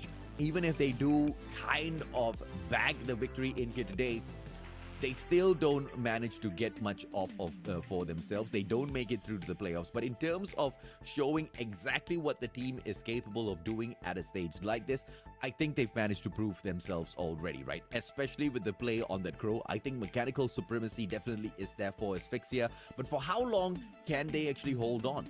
We're talking about Team Flash here. We're talking about the team that has been able to bring in the adjustments. Again, any team that they have, taken up this fight against, in moments where they feel to fit, right? In moments where they feel like they need to bring on that aggression. This time around, it's going to be Colonel Ruff's what's going on here? I think they're waiting for a reset, perhaps. Maybe a banned brawler being brought through. Let's see. I think it might be a disconnection or something, connection issues going on here, because it seems like they're not fighting over here with some mutual agreement on their side. So I think it must be a technical issue there. That's why they're deciding not to continue the fight there. So we're gonna wait for them to remake that round. So apologies for that false start there, but don't worry, we're still gonna be coming back to this first map here. It's still not yet won by either team, though Asphyxia already has 2 points to Flash's 1. So certainly they're in a very good position to pull an upset win here in this first round. But we'll have to wait for the remake here to see how that will proceed. So yeah. A little bit awkward, but well, life goes on. Not as awkward as that halfway jump where we didn't even manage to see exactly how Asphyxia kind of bagged that victory, right? So I guess this one's absolutely acceptable. We want to see exactly what sort of a response Team Flash has in here, or if Asphyxia is going to be able to bag this, because they are 1 win away from taking the first set for themselves. And I think that's going to be quite a great way to start the final series in here for for themselves. And this is literally the final series for the whole of the group stages, as you've mentioned, as you opened up the competition for the second round, right?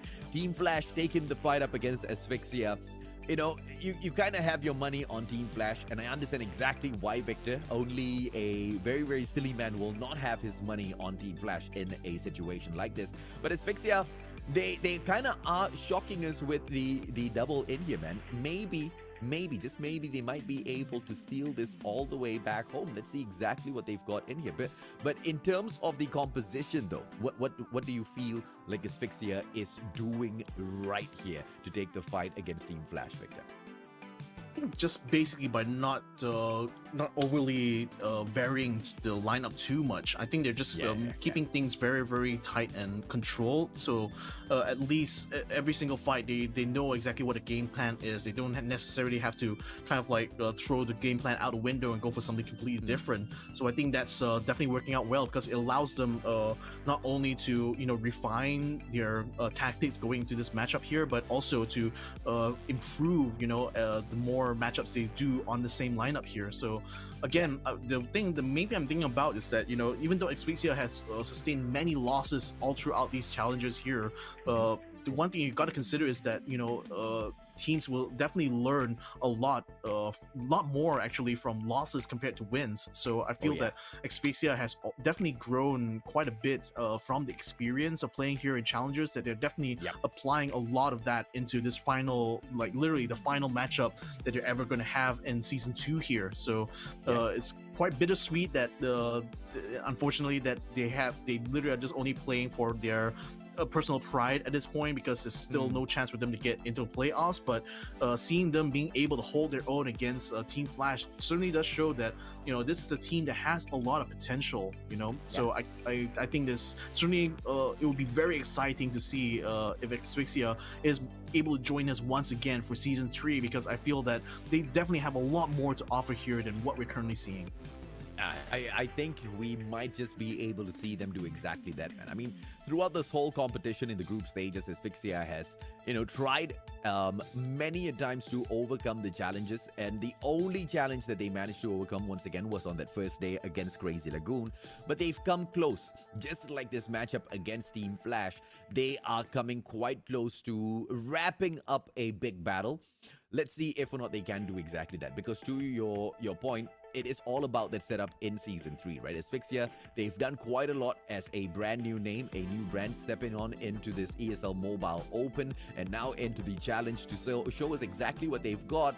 But it's the valuable experience that you cannot find anywhere else, right? And that's exactly what the ESL Mobile is all about. That's what the ESL Mobile Challenge is all about as well. Giving you that opportunity to take these fights against some of the best in the world. I mean, literally, that's what they're doing right now, right? Taking on Team Flash, the best in the world, taking this fight up against them. And, in your words, the more ways you lose these matches, the way more you kind of learn exactly what you're not supposed to be doing in these matchups. Let's see exactly how much Asphyxia has learned through these group stages as we jump on in to the rematch of the previous round, Victor. Yeah, it's really good that Asphyxia recognizes the opportunity that's being given to them here, because how often are you going to be able to spar against a team that won World Finals? I mean, again, it's very valuable experience that Asphyxia is getting here, even if they don't win out this matchup here. So I think what they're going to be able to take away from this is infinitely more valuable than if Team Flash gets into the playoffs, because really that's just going to be a rehash of season 1. Team Flash has already done that once, so it's not that impressive for them to get back in again. It's only, I guess, a little bit concerning that they're even at this in this season 2 that they are at risk of losing the spot to the playoffs here from a lower bracket team. But frankly, this just goes to show the level of competition that we have here in season 2. It's very different compared to season 1. Now a lot of teams have progressed. The new patch has now really made a huge change to the meta, so that's already affected a lot of the players' play styles and their approaches to the brawlers here. So again, it's just that simple fact that if you don't adapt, you're just going to be left out in the dust. Yeah, I mean, for me, overall, I see the progression within the ESL Mobile itself, right? I think in comparison from Season 1 to Season 2, the games have definitely grown in terms of the meta as well as how the game is being played. The teams clearly have grown. Icebarn, one of those teams that have been struggling from the start, but they've managed to kind of find their momentum in here already, and they finally found their full momentum as they beat the side of Crazy Lagoon 3-1. Team Flash, on the other hand, I wouldn't say that they are struggling, but this was not the kind of run that you would expect out of, ones that have picked up the World Championship in the past, right? You would expect a little bit of, maybe the flair of the Japanese, maybe a little bit of what Lil Moya G has been showing us all throughout the competition, at least until yesterday, where they took that loss, but I'm definitely not buying it. I think, they might just be the ones laughing all the way to the bank at the grand finals, because they've shown us exactly how much of quality they can bring into the competition so far, right? But of course, Team Flash, as we are still waiting for the rematch between themselves as well as Asphyxia, we're not too sure exactly what is the technical difficulty that we're having in the background, ladies and gentlemen, boys and girls, but worry not, that matchup should be coming up your way in a couple of seconds. Well, hopefully really soon. I mean, we're still in map number 1, so even if we already finished this off, we still have a little bit of ways to go though. So nevertheless, we're just I mean, I'm just thinking back about how season 2 has been so far, especially when you compare it to season 1, where we saw just absolute dominance coming out from the Japanese teams here. But this time, seeing that a lot more of the other regional teams, the Kicks team, Coveo's Reform, being able to perform even against some of the Japanese teams are just showing a lot more improvement, and I'm just, it's really a very encouraging thing to see here, because for the longest time it's been very difficult to see a lot of the Southeast Asian teams when they go up against Japanese teams, because it was never a close fight. There's very little that it actually can learn when you're constantly getting stomped over and over again, coming up from spawn only to die and coming out spawn again. So this time around, I think with the consistent improvements here that I'm seeing from all across the board from our non-Japanese teams here, it's really giving a lot of confidence that season 3 is probably going to be even bigger compared to how season 2 has been so far. This time it's going to be the Crows 2 and Tara set up for the side of Team Flash. Let's see their response. It's going to be a Crow as well as a Genie on the left-hand side in the hands of Secondary. And Prime just going to be aggressing on fourth. He's got the speed on him for sure, but the question is, will he be able to take out Response, who's holding on to the mid segment of that map? With the turret setup, he's going to be quite the pain to deal with. And Wiggly Spoo, the Tara, man, the moment she gets to close the gap between herself as well as the rest of the players from the side of Asphyxia, it's going to be game over. And the flank on the left-hand side, they really need to watch out for that. Yeah, Speed Zone is going to be set down yet again for Response, but they need to gather the gems. Now, finally, Team Flash is going to be going for it, and a good kill onto Prime there allows them a lot of control over the gem spawner now. So Team Flash is going to have an opportunity to go for the tag. They try to go for it with the Shadow Forms coming out here, but look at Twice. He jumps in the back line there. He forces CZK to fall all the way back. Response is already taken down, but he's already back in the fight. He comes in just in time to take out Twice, and CZK collects the gem now to bring it up to 9. Now they just need to bring in a couple more extra gems, and they should be able to get a countdown started. So this is already putting a lot of pressure on Asphyxia now to get the kills done. They finally get it done on Wiggy's crew, but CZK gets it, gets the last gem, gets the countdown started. Now it's going to be all collapse here from Asphyxia as they try to go in, but they lose a Genie in the process. 10 seconds ago, they lose Twice as well. Prime now moves in front of desperate move from him to try to take out CZK, but a Max falls to the ground, and Team Flash makes it 2-for-2 right now in this first set. Oh, the comeback is absolutely real. And Asphyxia, the question now is, what can they do to kind of match up this fight, right? Because, the Genie was doing quite well, but Team Flash, they played it so cleanly from the get-go, man. And once again, it was the Stu in that midsection. You throw down that speed turret, Crow's absolutely deadly in that mix. And you've got the Tara on that left-hand side. With all of that grassy areas, the cover is most definitely there. And you know the problem with Tara, man. The longer the distance, you should be able to manage the damage. But once she closes that gap already, that's going to be the damage where you're not going to be able to sustain much in that battle anymore. And she's going to be winning out all of those fights. And it looks like Team Flash just had the right composition, the right strat, and they executed it perfectly from the start all the way to the end. And Asphyxia didn't really have much of an option in that matchup. And I'm afraid that might just be the same case in the next round as well. Definitely was a very opportunistic move there from ZZK, because if he didn't get that final gem and get that countdown started there and then, I think that Asphyxia could definitely have won back that fight quite easily. Yeah. It's just that pressure of that countdown can always throw you off your game quite a bit, because now you're just dealing with a lack of time to get your plays done. So I think like it was very well done for Flash's side to basically keep the focal point on the brawlers rather than the gem spawner, so that basically opened the door for ZZK to pull that final run there to get this countdown started on the gems. So yeah, I think coming into this last matchup here, again, I still feel that there is that chance for Asphyxia, but it's starting to slip away a little bit now, because it's no longer about the Sandy versus Sandy matchups now. Yeah. Now they're already bringing Stu in the mix. This means that Flash is they're deciding to go for aggression, over map control, and that can be a very dangerous thing, because Flash is very well coordinated as a team, and coordination plus like aggression is a winning combination. So this is going to be a very, very tough round number 5 here for Asphyxia, basically. That's what I'm trying to say. Yeah, I mean, you hit the nail on the head, man. I mean, it's the coordination that we're talking about. And when they bring in the perfect composition in there as well, you're not going to really be able to take the fight up against them. And once again, it was that perfect combo in terms of putting the Stu in that middle. You're talking about the support that he's able to play. You're talking about the range that he has on all of those shots as well.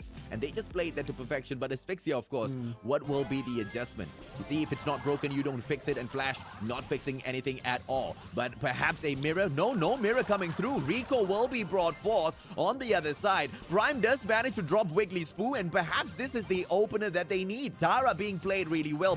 Prime actually managed to close a majority of that gap, and now let's see exactly what they can pull off. That Stu, in terms of a response from the side of Asphyxia, is bringing on that damage, and the pressure play in terms of his turret as well is a good response to take on response, no pun intended. Well, that's a very fun pun, definitely. So, well, responds anyway, tries to move up forward there. The Stu on Asphyxia's side is a little low, so he's going to have to fall back. Shadow 4 almost gets a little bit too close for comfort there, but Prime has done so well to keep Wiggly Spoo quite suppressed on his right-hand side. The Rico, though, on Asphyxia's side isn't doing too well against TZK, though. The Crow still is able to move up very far forward despite the barrage of shots that's coming up from Secondary's gun.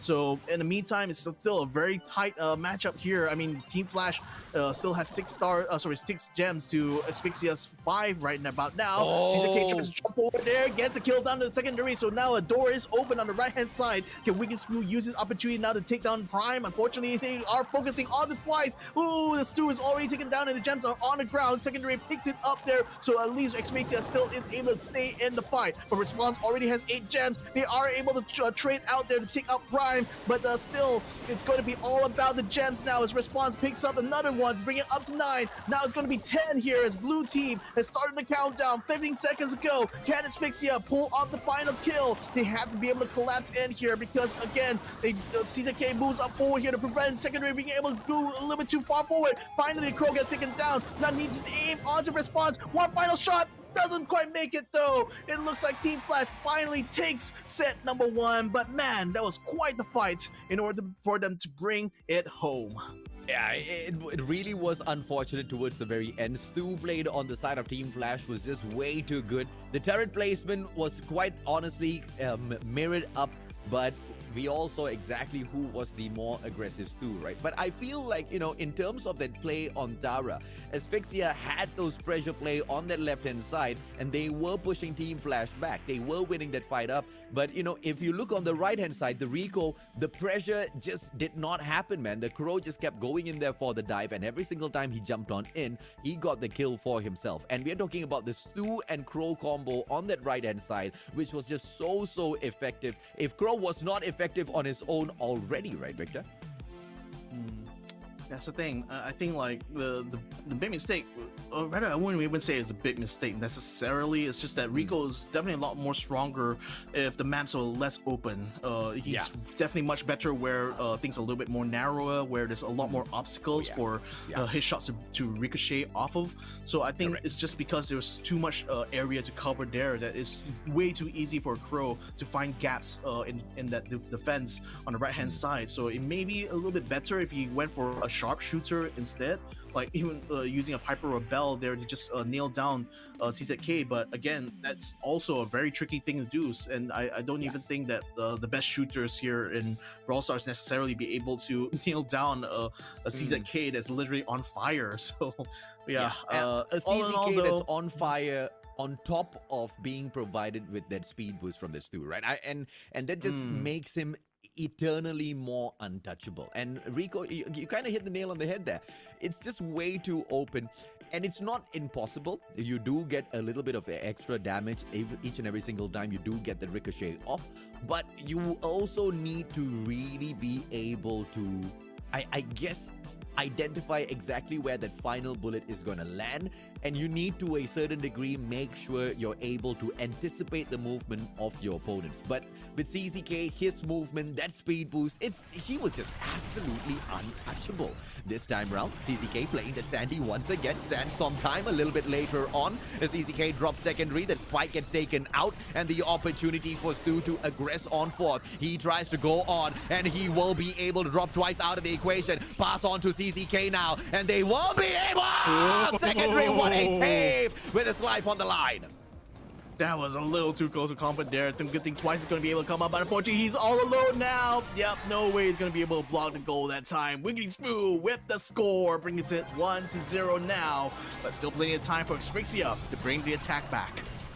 Okay, now let's see exactly what Response can do once again. CZK, he isn't able to be super effective in there. He pulls out the Sandstorm, backs away, and then super from the spike. Secondary doing a lot of damage, kind of disabling Wiggly Spoo from moving in for the backup onto Response. But Wiggly Spoo doesn't care, moves on to the right. Prime drops him out, and it looks like their Response is there for that Response. No pun intended once again, but Secondary drops him out. They trade each other out. CZK now, opportunity. He won't be doing anything, and it will be the Squeak with all of that AoE damage, and he will be able to make sure CZK does not get too cheeky. Response out with the turret, CZK with the pass, unable to do much, and CZK, we will be able to drop Prime. This is that final attack now being set up by CZK. Oh, what? Oh my goodness, I saw Twice literally try to go for the ball, gets killed off before he picks up the ball. I mean, talk about perfect timing right there for Flash. On top of that, the Sandstorm literally right in front of the goalpost. I mean, it was a very impossible situation already for Asphyxia, and the fact that they picked up Twice before he was able to defend the goal, that was just the cherry on top there for me. Yeah, the moment the Sandy pulls out the Sandstorm, that's an OP situation already. And in a game like Brawl Ball, it's quite a GG, man. You know, nothing Asphyxia could do about it. That was over before the game even started. Let's see if or not, as we move on into the next round of center stage, we can see adjustments coming out through from the side of Asphyxia. I mean, I want to see a little bit more of an aggressive play from their side, but they need to have the ability to take these ranged attacks against Team Flash. If not, they're not going to be able to manage this battle at all. I mean, maybe bringing a Bali in might be effective, because we see the spike being played quite well. The supers are slowing down Wiggly Spoo in that midsection of that map. Maybe Bali with, a little bit of his AoE should be able to provide them with a little bit more of, the ability to slow down the pressure plays that are coming out of CZK as well as the rest of Team Flash. At the moment, it just seems like they're not really getting the job done, but it's not really their fault. Team Flash is really going out there with a vengeance to take this and finish it off quick. Yeah, and indeed, they really want to get this done and over with, because they already got over probably the biggest hump, which was the first map. So I think from this point on, the matchup should be a lot easier for Team Flash's end. But let's see whether or not they'll be able to make full use of that squeak though, because I think Prime certainly has a good idea about how to make use of this squeak there. That's going to be a good kill to response, and there's no way he's going to be able to get out of that for sure. Now the ball, oh, that was too close there. Secondary, he almost shot that into an own goal actually. That was a very tense situation there, I think. But nevertheless, they got the ball completely cleared. Prime is going to be able to pick it up here. Now he's going to use, look at that, he chose the ball along with his attack at the same time. A very smart way to try to force a lot of pressure. Oh, and that's a good kill onto response yet again. Wiggly Spoo is going to bring out his shadow forms, but again, with the squeak, the area effect being that big, it really just clears out the shadow forms very, very quickly. So Wiggly Spoo may not be that big of a factor going into this round now. Look at the amount of damage he's just taking up there. Prime constantly keeping the pressure going on there. That's going to be 2 kills in one fell swoop. And Candy capitalizes and makes a goal. Shoots, Prime scores. I think the squeak was just absolute effective on this particular matchup, and it looks like he's going to be able to do that again. Stu, can he provide that support? The super is on the pump, and the Crow waiting to go in there for the jump. CZK is going to be the pressure player, pulls out his super, will be able to pressure twice back, who steps on right onto that super, damage being dealt, but he backs away in the nick of time, so no capitalization from the side of Team Flash, but Wiggly Spoo now drops down twice, and the response coming out of the squeak will be taken out. Team Flash. Oh, goodness me.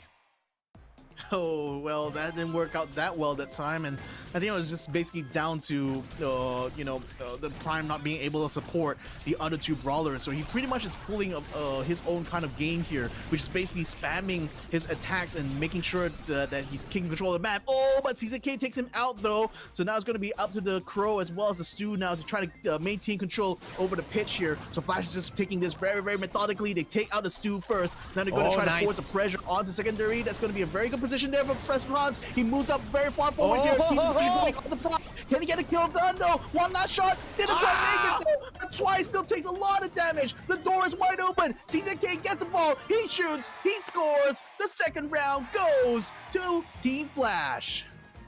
I pity Prime. I pity that Squeak this time round. They knew Squeak was a huge problem, right? But the pressure play this time around to just force Squeak back seems to be the perfect unlocking for the side of Team Flash to grab the victory. And that was just played to perfection, man, towards the end. Yeah, basically they figured it out. I mean, the problem that was a problem that was going on early on. It's just basically Prime was completely unopposed, so he was able to just keep pressure going. And to your point about using a Barley to get control of the map, I wanted to say that Squeak can also do the same thing. It's just that first round he really couldn't nail it down that well. But you could see clearly Prime really figured out quite well how to use the Squeak in this round. And I mean, spamming his attacks and the amount of the area that actually covers up is very, very strong. And especially when it's super, despite the fact that it's quite random, it still clears out a lot of the obstacles. So that already makes things a lot easier for Asphyxia as time goes on.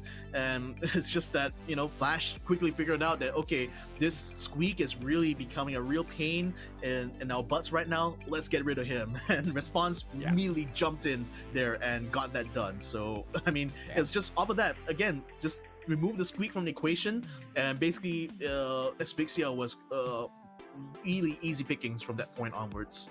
Yeah, because they were really depending on him to make a majority of those plays, right? Even with the goal that they initially got, it was, spectacular plays from this guy where the Squeak just went in there with the pass, for example, followed up with a shot immediately. It's all about the anticipation that they bring out into these matches. But this time round, it's going to be twice, bringing out the Frank, and he does have the Poco on the support as well. This might be the perfect setup. Oh, no, but twice gets dropped. Secondary just managed to take Response out of the equation in Wiggly's Spoo, but the defense is there. Secondary, can he survive? And Frank is right back in the matchup before they get taken down. A stellar pass over to Secondary, and they still will be able to survive this and pass right back to Prime. Poco now with the job. He goes in here with the pass up front. He needs to connect together with Frank. Frank now will be able to take down the defenses in that mid segment of that map, trying to take down Wiggly Spoo from the equation as well. Response will be able to catch him out, and Prime unable to go in for that support. Passes the bomb finally, and one goal should be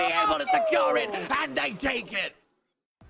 Woo! That was so fast and rapid there. I mean, you could see, the gears turning in twice his head as he was clearing out the obstacles. He knew he just needed to make a clear beeline towards that goal, and he should be able to score it in. So very well done for Asphyxia. That's certainly going to make things a bit tough now for Team Flash because they know that a cheese play can always be done twice again. So they're going to try to keep him completely suppressed. They just completely surround him, not only even giving him a single chance to stay alive on their side of the pitch, but CZK slips right past. What was Asphyxia doing at the time? They weren't there to defend. CZK just saw the opportunity, walks the ball right through. He had so much of HP on him. This spike didn't need to worry. Now twice. The opportunity. Oh! Too excited, but manages to bring in the pressure play. One more. And Asphyxia still surviving, Victor. Man, what is this matchup, man? Oh, like I said, for Asphyxia, their best bet to take a round off of, to take the map off of Team Flash was either round number 1 or round number 2. Now, after seeing how to get so close in map 1, I was quite worried that they wouldn't be able to do that in map number 2, but pulling out the Frank here was certainly the ticket now. I mean, wow, the way they cleared out the obstacle, just created literally a beeline from the center of the court all the way to the goal. All they needed to do was just basically send the ball, just send it direct there, direct to sender, no return address needed.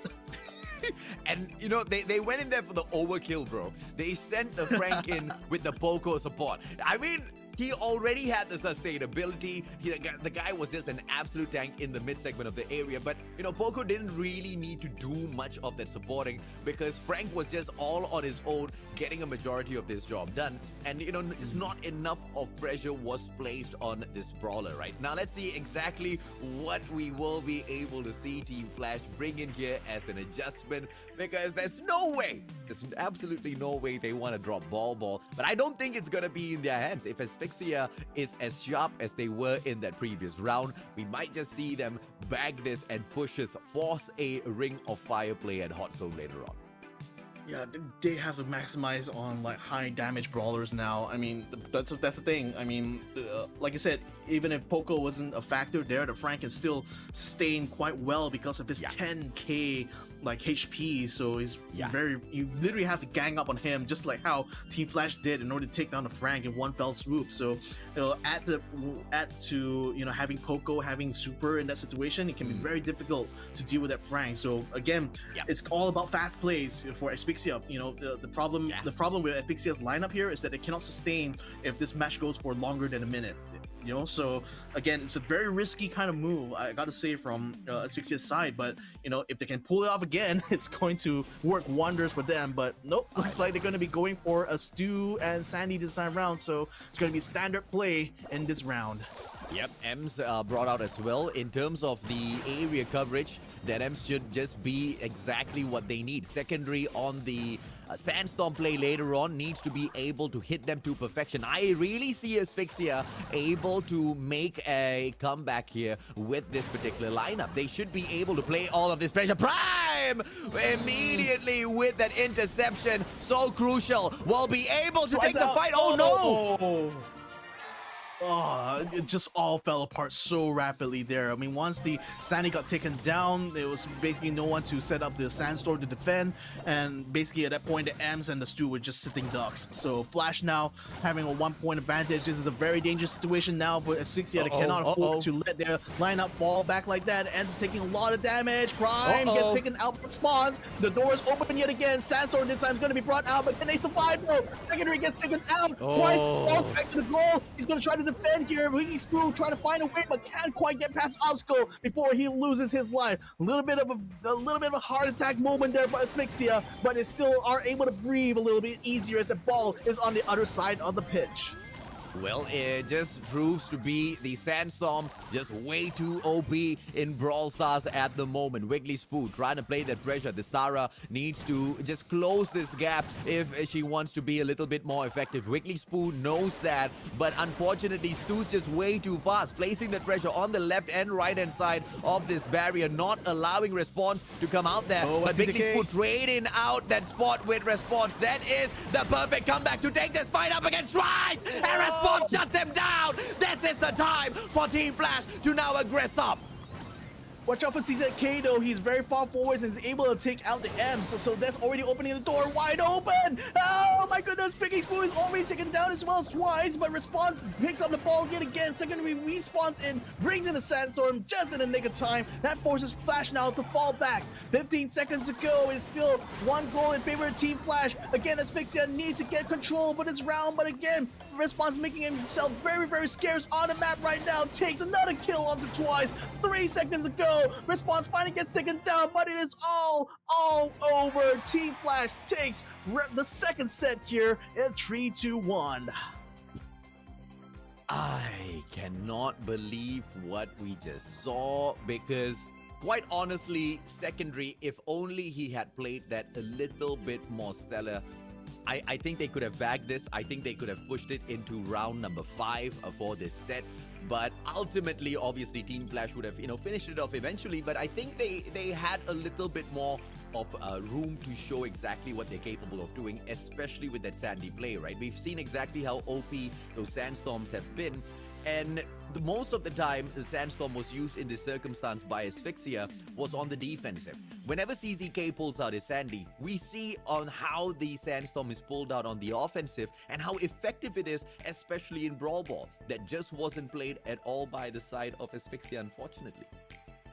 Yeah, and I think like Flash is already realizing, that once one member of Asphyxia gets taken down, the other two seem to be very uncoordinated after that point. Yeah. So it became much easier for them to actually kill them once they've already eliminated one member. So it's quite surprising because normally, especially when you see the other teams like Moya G or Zeta Division, even the individual members are still able to fight quite effectively despite overwhelming odds. And it's just surprising to see that Asphyxia can't really handle that level of pressure. So again, I think it's only going to compound the problem now as we go into the bounty round here, because Flash is going to have all the advantage in the world coming into this one, because we know how mechanically skilled these guys are. We know how coordinated they can be. And look at that, right out of the bat, they're already leading 5-0. Oh, Nani won't be able to find Response. Explodes through the wall, and unfortunately Asphyxia gonna be struggling from the get-go. Twice now, getting taken down, but not before Wiggly Spoo got eliminated first. Asphyxia trying to make a comeback in here, but they need to find a way to take down CZK. And this guy, instrumental in almost every single matchup that Team Flash takes. He always plays the brawler that brings in a majority of the impact. But now, as I say that, CZK, he gets taken down. Prime gets traded out instantaneously. Team Flash still in front, but nothing too much from Asphyxia to catch up with. And here comes CZK. Once again, oh, my apologies, that's not CZK. Super pulled out in the nick of time. And they are able to take Peep out as well. Well responded by Team Flash. Yeah, very, very close there. Piper now. Oh, that's a good shot there. Lugetto with Response to get the kill now. Nani's going to be sending a super out, trying to find another target there. Just doesn't quite find the damage done, so it just blows up without taking anyone down to get a whip in. Asphyxia, that's actually getting a lot of pressure, but still, they're not able to find the kills. Back to back there, Piper and Genie get themselves picked up there. That's handling even more stars out of Team Flash. They have more than twice the number of stars that Asphyxia has on hand. Another kill there to Genie. Probably it's going to seal the deal because they have 3 times the amount of stars now with 6 seconds to go. It's not close at all here in this round now. Team Flash needs to be able to take this first round very, very convincingly. 30-13 is nothing short than a trashing, and unfortunately for Asphyxia, that's exactly what they're going to be facing in a matchup like this. If, number one, that Nani cannot find the accuracy with all of those supers, because that's the opener. Once that Nani finds the connection with those openers, you really need to go in there with the follow-up, right? We've seen this happen in those previous matchups already, but in the first place, Asphyxia, they can't even hit with that Nani super. They're not going in with that follow-up. In fact, they are backing away with each and every single opportunity. Now, the response from CZK isn't, super effective. The Nani play from him was not the best version that we've seen in here so far, but it wasn't up to just him, right? And that's exactly what makes Team Flash so dangerous out there on the battlefield. When you don't have your superstar performing, the other two, they step up, and it was still, you know, in terms of play, perfection from the side of Team Flash. And as we move on into this next round, let's see what are the adjustments Asphyxia brings in for us.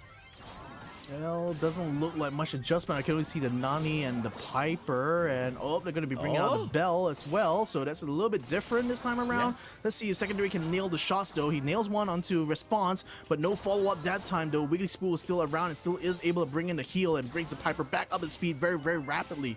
So Team Flash now tries to move forward. They get the kill onto the Bell. They almost get a kill onto Nani, but Twice does get the response onto Response. Now CZK does get the trade out here, so it's still back and forth, but it seems like Flash still is having the upper hand though. 12 stars to 7 as Asphyxia still are a little bit behind, coming up a bit short there on the kills. They do get another one in response. It's going to help the case a little bit, but still have 4 stars to make up, and it lose the Nani yet again to ZZK. Prime's going to have to step it up a little bit more because they can't keep conceding kills like this every time they're able to get a trade. Yeah, Response has not been super effective in this matchup so far. The guy has gone in there for those double dives, but finally manages to go in there, shuts down Twice. Skillfully manages to get it away and shuts down Secondary. Back at the moment I call the guy out, he immediately shows us exactly how he can do exactly as his name says. Respawn 23-15. Team Flash now running away with this matchup, Victor. Oh my goodness, Response yet again, jumps in, but that time he dies outright. So 20 seconds to go here. Team Flash will have the lead in stars, but only just.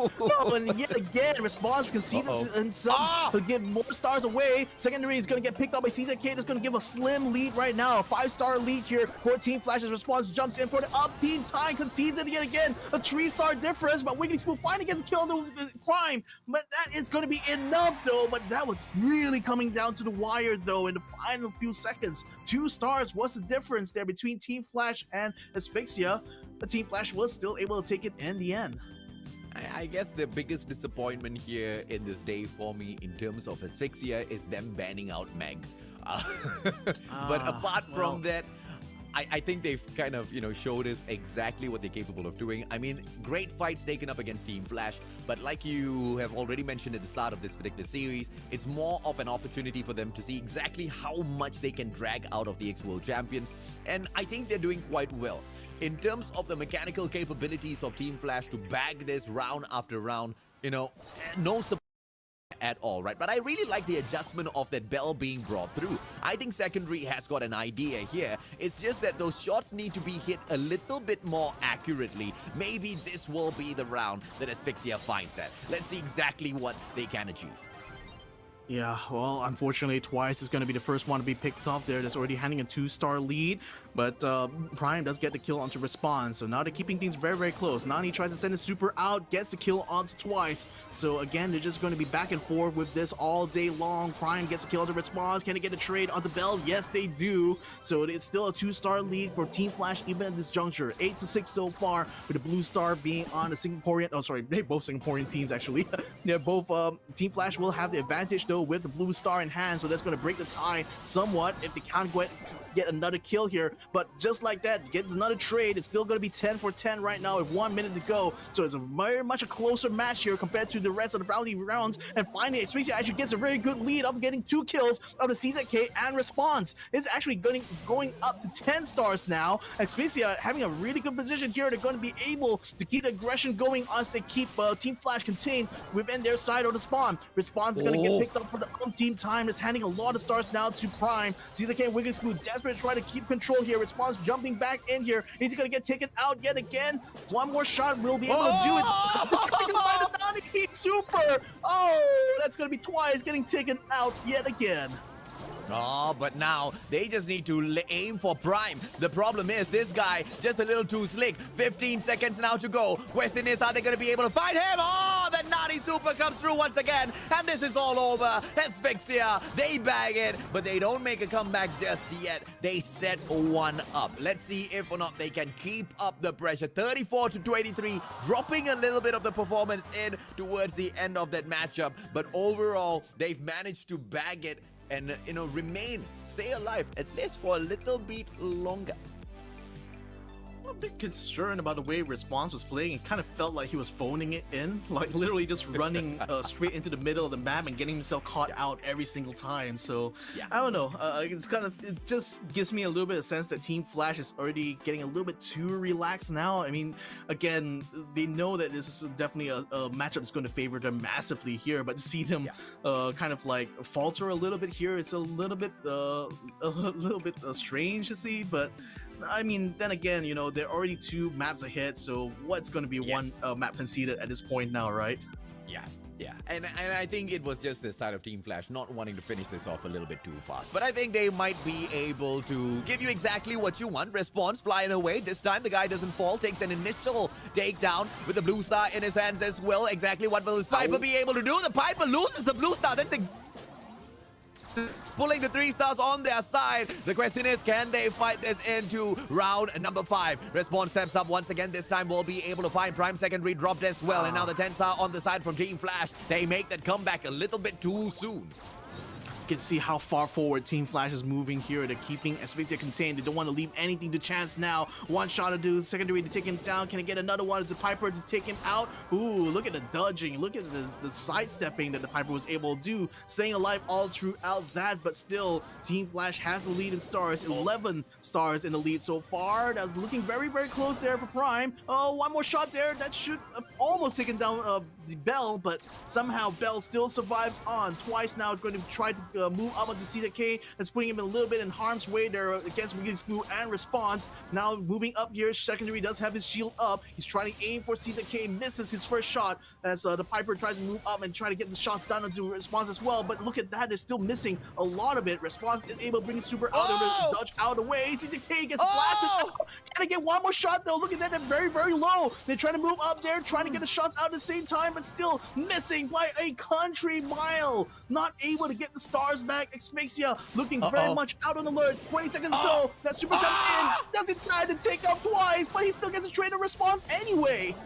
Oh, but now secondary, he needs to step up. CZK, he's been running rampant way too long in here. Piper, Prime will be able to drop that super back away, but now 4 stars required. Are they going to be able to take down Response and Wiggly Spoo? Secondary backs away. 3 more seconds on the clock, and Team Flash, they've done it, ladies and gentlemen, boys and girls. They've beaten Asphyxia. They've made it through to the playoffs, and this is game over. No. I think Asphyxia just won that round.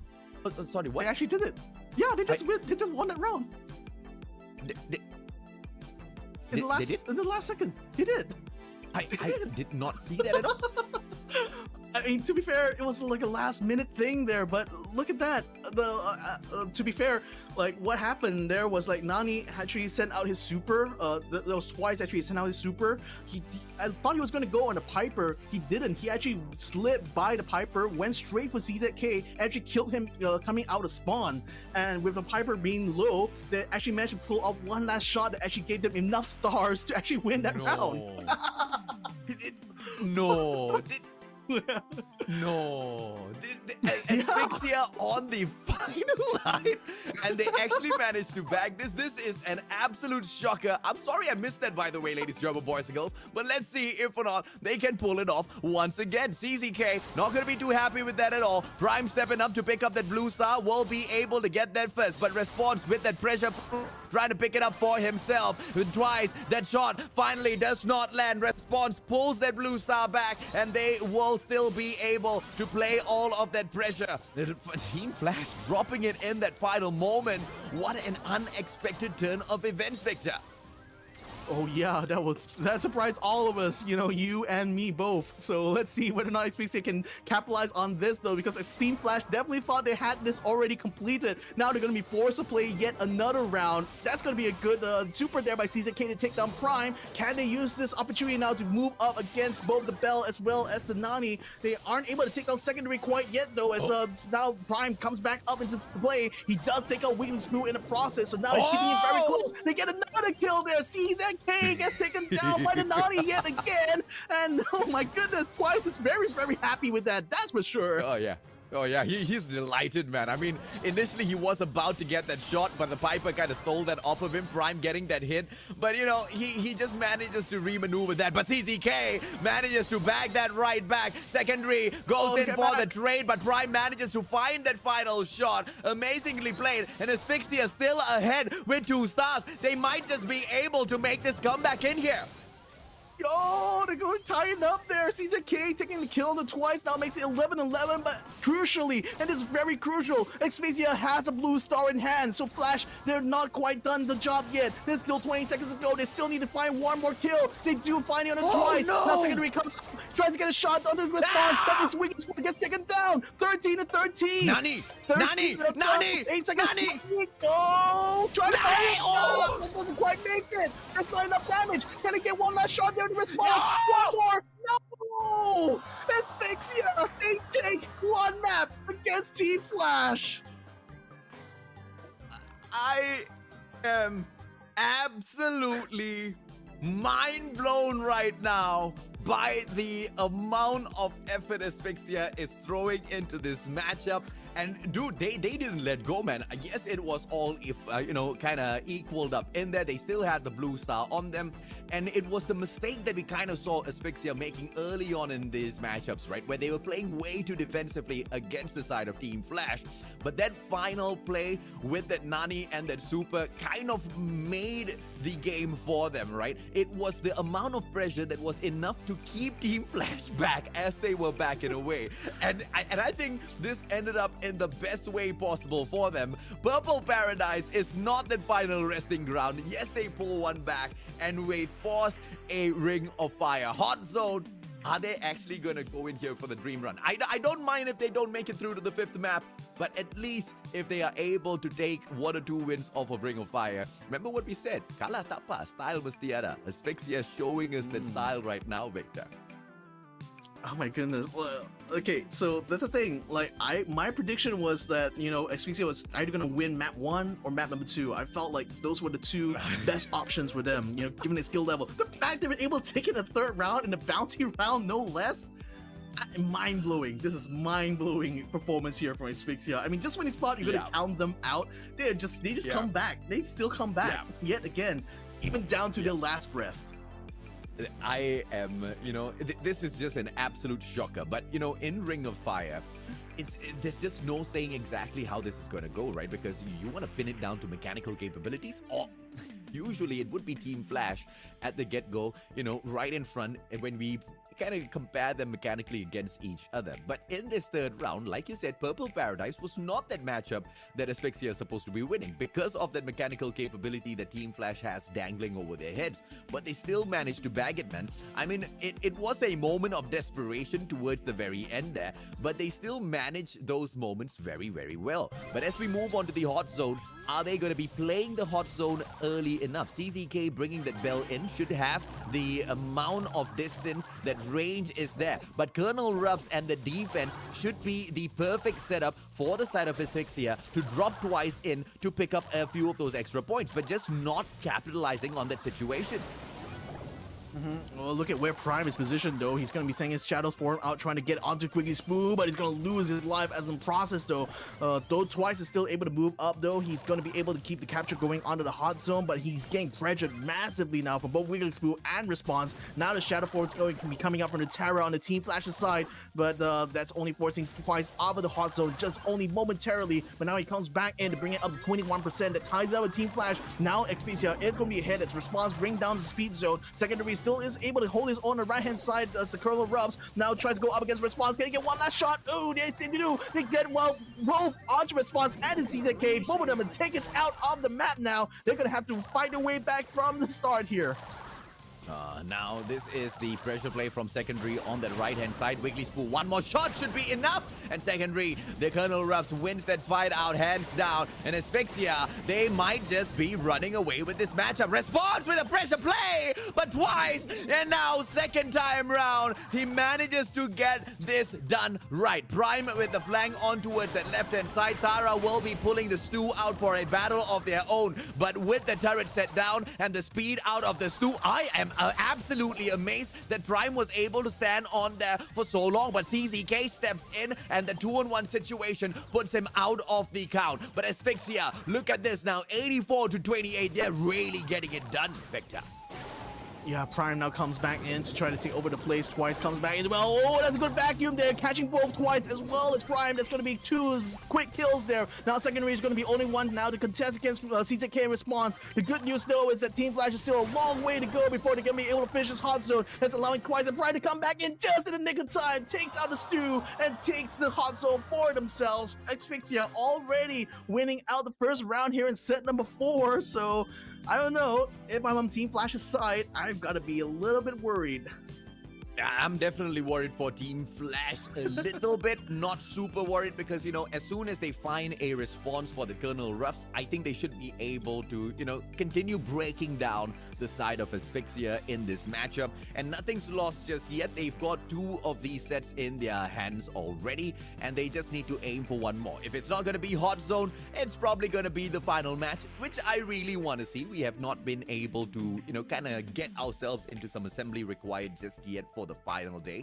And, you know, when we go on there, it's probably going to be a great showdown. But Asphyxia, it's all about the defense that they played, right? Initially, with the defense from Colonel Ruffs that he placed down onto the ground, they didn't really take advantage of that situation much. They were losing quite a number of their fights, but it's the adjustment that they brought in round the second time, right? With the pressure from the Tara onto that left-hand flank, just pulling Stu out of the equation. When Stu's not there for that pressure play, yes, he's able to drop his turret in for that support, but, you know, all of that damage that Stu's able to bring in immediately absorbed by the Tara. And I feel like that was really well managed from the side of Asphyxia. They just need to keep that up, Victor.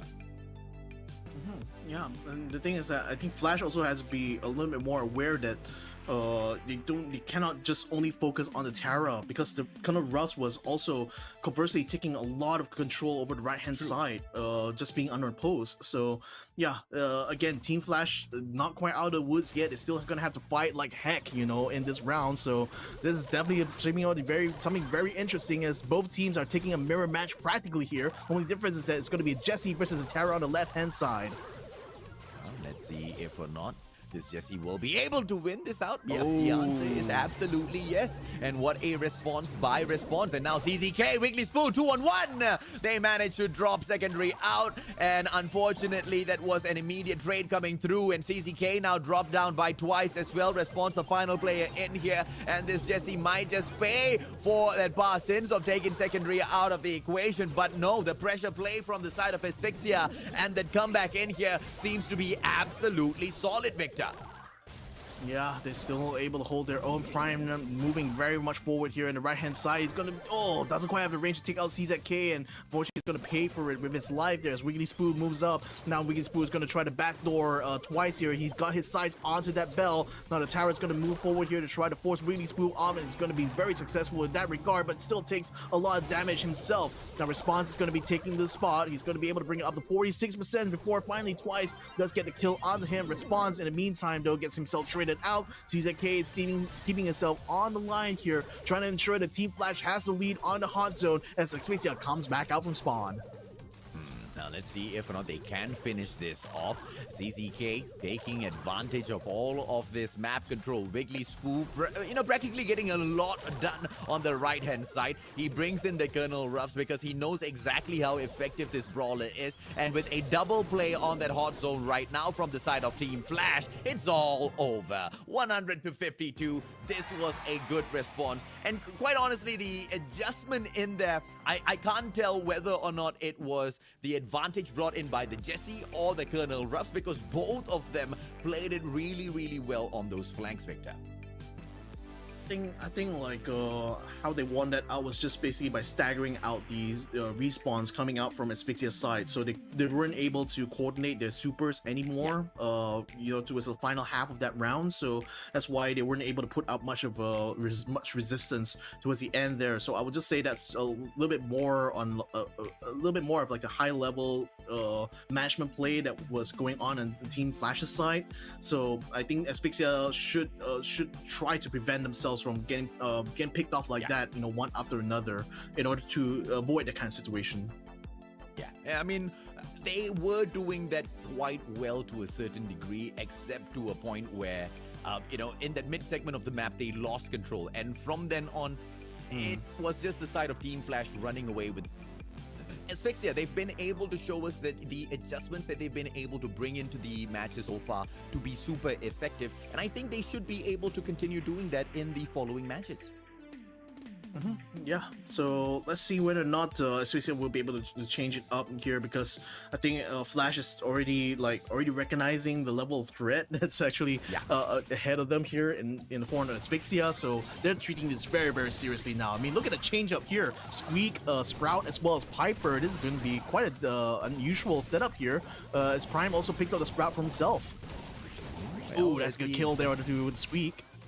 Well, great stuff coming out here from the side of Asphyxia. Twice now with the aggression. Is he going to be able to bag more for himself? Response. Oh, what a super being pulled out from the side of Prime, forcing Response to take the flank on the left-hand side instead. But will this Squeak be able to punish Prime? Yes, he does exactly that. Ooh. Beautiful plays coming through. And Asphyxia, they a number of the hot zone percentage for themselves with that play. Yo, Response is playing a very, very good Squeak here. Look at that. He's already very far forwards here. Now he's going to be able to force himself onto Prime. There's no way that Sprout's going to be able to survive that onslaught there. CZK stays onto the hot zone and allows Team Flash to bring it up to 25%. Willie Screw has his super out as well, so he's going to be able to block off the right-hand side. That's only going to make it a bit difficult, but Twice the secondary to try to contest this as he takes so much damage there from CZK and gets taken out of the map. Now Prime is going to be able to wrap around the back there. CZK is going to finally gets his comeuppance there, but already the job is done. They are able to bring out 34%, but Asphyxia now having control over there. It's going to up a response to try to force him off the way. Twice is down to 16 health points, but he's still alive. Even though he managed to stay out of the way there, he's still able to come back into the fight. Now this time Prime is going to get picked off there. Look at the shots coming in. Response trying to take out secondary. That's a lot of damage done, but look at that. The Shadow Form comes out and takes out Response just in the nick of time, allowing Asphyxia to take this round. I cannot believe exactly what I'm seeing in here. They just do not know when to give up. And I feel like that's the exact tenacity that they require to take the fight up against Team Flash, right? The moment you do not believe in yourself is the moment where you lose. And Asphyxia, they've got the confidence. And look at it this way, right, Victor? They've got practically nothing to fight for anymore in the competition. Making it through to the playoffs just isn't an option for them anymore. But the amount of tenacity and the amount of conviction that they bring into these matches, I absolutely love it. This is a team that just does not know when to give up and how to give up. And that's the exact sort of a team that should be able to show their faces over at Season 3 and dominate this competition. I mean, if they're able to hold back Team Flash in this fashion, I think they're capable of so much more. It's just that they are performing in the competition for my liking, Victor. Yeah, and you just got to consider that fact that, yet again, I mean, again, Asphyxia has nothing to lose in this matchup at all, whereas Team Flash has literally everything to lose. So I mean, that's why there's a lot more pressure on Team Flash's side compared to Asphyxia. I mean, as far as Asphyxia is concerned, they could just throw away the next few rounds, and that's not going to do anything as far as their performance in the challengers are concerned. So if anything at all, this is just only going to add to the confidence level on Asphyxia's side, and it's quickly becoming a monster that Team Flash is starting to actually lose reign over at this point, which is quite surprising to see, especially for such a veteran team. But I think like there might be just a slight element of like, underestimation on Team Flash's side. Again, you know, like even the way I kind of approached this match as well is that, you know, I thought that most focal point was going to be on the first couple of maps, but the fact that Asphyxia was still able to bring this level of like competition all the way to the third map just makes me think that they definitely came way more prepared than I really gave them credit for. Oh yeah, absolutely. And you know, it's this, and that's exactly what we want to see in this competition, right? Not teams just giving up halfway through. And if they are able to bring out this exact same amount of tenacity all the way into this next matchup as well, there's no doubt whatsoever they will be able to push us into that fifth map. I want to see exactly what they have got in for some assembly required. Let's see if or not this will be that final showdown that perhaps Asphyxia manages to back. Or will Team Flash make that stellar comeback as usual and upset them? Well, it's going to be Wiggly Spook pulling out all of those shadow clones first. A secondary, sends them out his life as well, and twice able to manage the zone quite well. Pulls out the super in the nick of time, managing to back away. The turret from Stu just giving her all of the extra boost in terms of speed that she will need as soon as she backs away. So I think this setup from Asphyxia seems super duper solid. The thing is that, you know, using the Stu on secondary is just keeping both the Piper and the Tara completely distracted on the left-hand side. So it's making CZK's job a little bit more difficult than it needs to be. And look at that. I mean, Prime is already pushing the CZK all the way back here, and it's preventing him from being able to properly support response. It's his attempt to try to keep the capture going onto the hot zone. That's another good shot there to take down secondary. Now just need to follow it up onto the spike, and yep, they do take down Prime. So now they already have a good spot here while Wiggly Spook continues to keep the pressure going on the front side there. Brings out his shadow forms, but gets picked off a little bit there. He's going to be forced to fall back, but Prime is going to be brought down way low, but Response isn't able to get a kill. Oh, until I just said so. Prime now gets taken down. CZK keeps himself on the right-hand side. Now looks like Flash is finally taking control. Yeah, and you know, the main player there was Wiggly Spook, right? Pulls out his clones, which just runs around the map, healing up the rest of his team members, and that just allows them to play the midsection of the map so much better. And, you know, Response was already a pain, but it was the Squeak putting on a majority of the damage. And yes, he was about to lose his life, but once again, thanks to that beautiful play from the Tara, yes, Team Flash makes a comeback, and yes, Team Flash now looks like they are about to run away with this, but secondary with that pressure play will be able to shut down Response. And now here comes Asphyxia trying to make a comeback. Yeah, that's very good now because Asphyxia is going to be able to use this opportunity now to catch up to where Team Flash is on the hot zone. CZK Response now come back in and put the pressure onto the Stu. The shots coming through, but still not landing too much on the Stu until that very moment there, but still secondary stays alive through all of that onslaught. Now Team Flash gets himself back on the hot zone now. It's going to be brought up quite rapidly, and then secondary moves up now to contest. He takes out CZK. He tries to aim for Response, but now he has to pull back a little bit because Wiggly Spook is next on the menu, and yeah, he's going to get eaten up completely there by Prime. Response tries to get the trade there. Oh, look at a couple stickies there on the flies. He's coming very low, but no! Asphyxia still nails it in the end, though. What? I am at a loss, man. I am at an absolute loss at the moment because, you know, time and time again, you know, Asphyxia is just literally proving everyone wrong, you know, in every single instance. And having taken this next map now, I mean, chances of Team Flash getting the playoffs is very low, especially on comeback here. So I gotta say, well played on Asphyxia's side. You know, the fact that they were able to pull this off, you know, it's just nothing short of miraculous. And bear in mind, we're talking about a team that's literally at the bottom of the rankings here, showing up against Team Flash. Wow. I am just in absolute shock of what Team Flash has managed to pull off in this matchup. But now as we move on in towards some assembly required, I feel like I cannot thank Asphyxia enough for this setup, right? Because what a way for us to like wrap up the whole of the group stages for the side of Brawl Stars Asia Pacific in this ESL Mobile Challenge, where we see one team desperately fighting for all of their victories in here, to move on to the playoffs.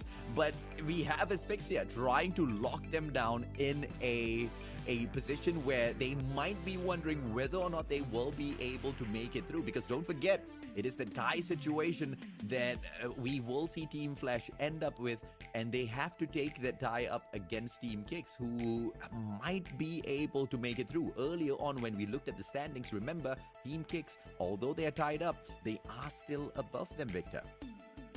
Yeah, so again, like if Team Flash loses this final map here, and you know, I hope I didn't jinx them just by saying that, but if they do, that's already putting their chances getting to the playoffs massively into jeopardy. So again, nothing short of a win is going to do here with Team Flash. So I mean, I alluded to the fact that, you know, the pressure was more onto Team Flash's side compared to Asphyxia. Now that pressure has been turned up to 11 right about now, because it's literally one shot, one kill. You got to get it done in this map, or it's going to be all over. Yeah, but I think, falling back to your earlier prediction, right, that even if this gets pushed to the 5th set, you expect Team Flash to bag it. And for the right reasons, man. I expect Team Flash to bag it as well because of what they've shown us, not just in this one particular matchup, where we also have to understand, just like what Lil Moya G pulled off yesterday, Team Flash doesn't really want to give off a lot of their strats for the playoffs. And, you know, it's something they definitely will not be looking to do against a team like Asphyxia. But, you know, it's not always up to... Oh, my lord! With the initial attack just raining down on the players of Team Flash. Let's see if or not they will be able to continue all of these pressure plays.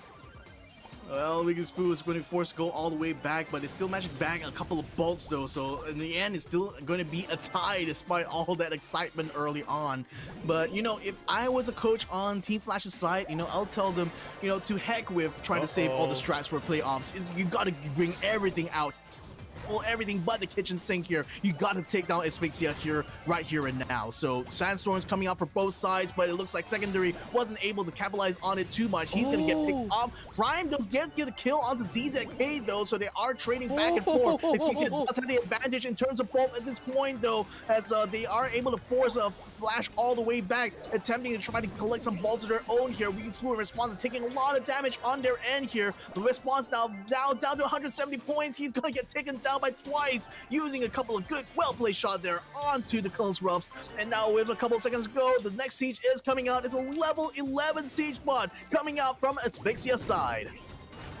Let's see if or not response. Oh, they send the Frank out to meet him first. The damage that the Frank brings out seems to be quite all right, but he is still gonna allow the siege to get to their turret, and the damage now gets dropped down towards 76%. Not too bad at all in terms of Team Flash managing that damage, but now once again with the Sandstorm being pulled out by the side of Asphyxia. Can CZK step on in? No, he will not be able to do much in that Sandstorm, and twice brings it out for the second time around, and that's the kind of pressure that Team Asphyxia needs to finish this matchup off.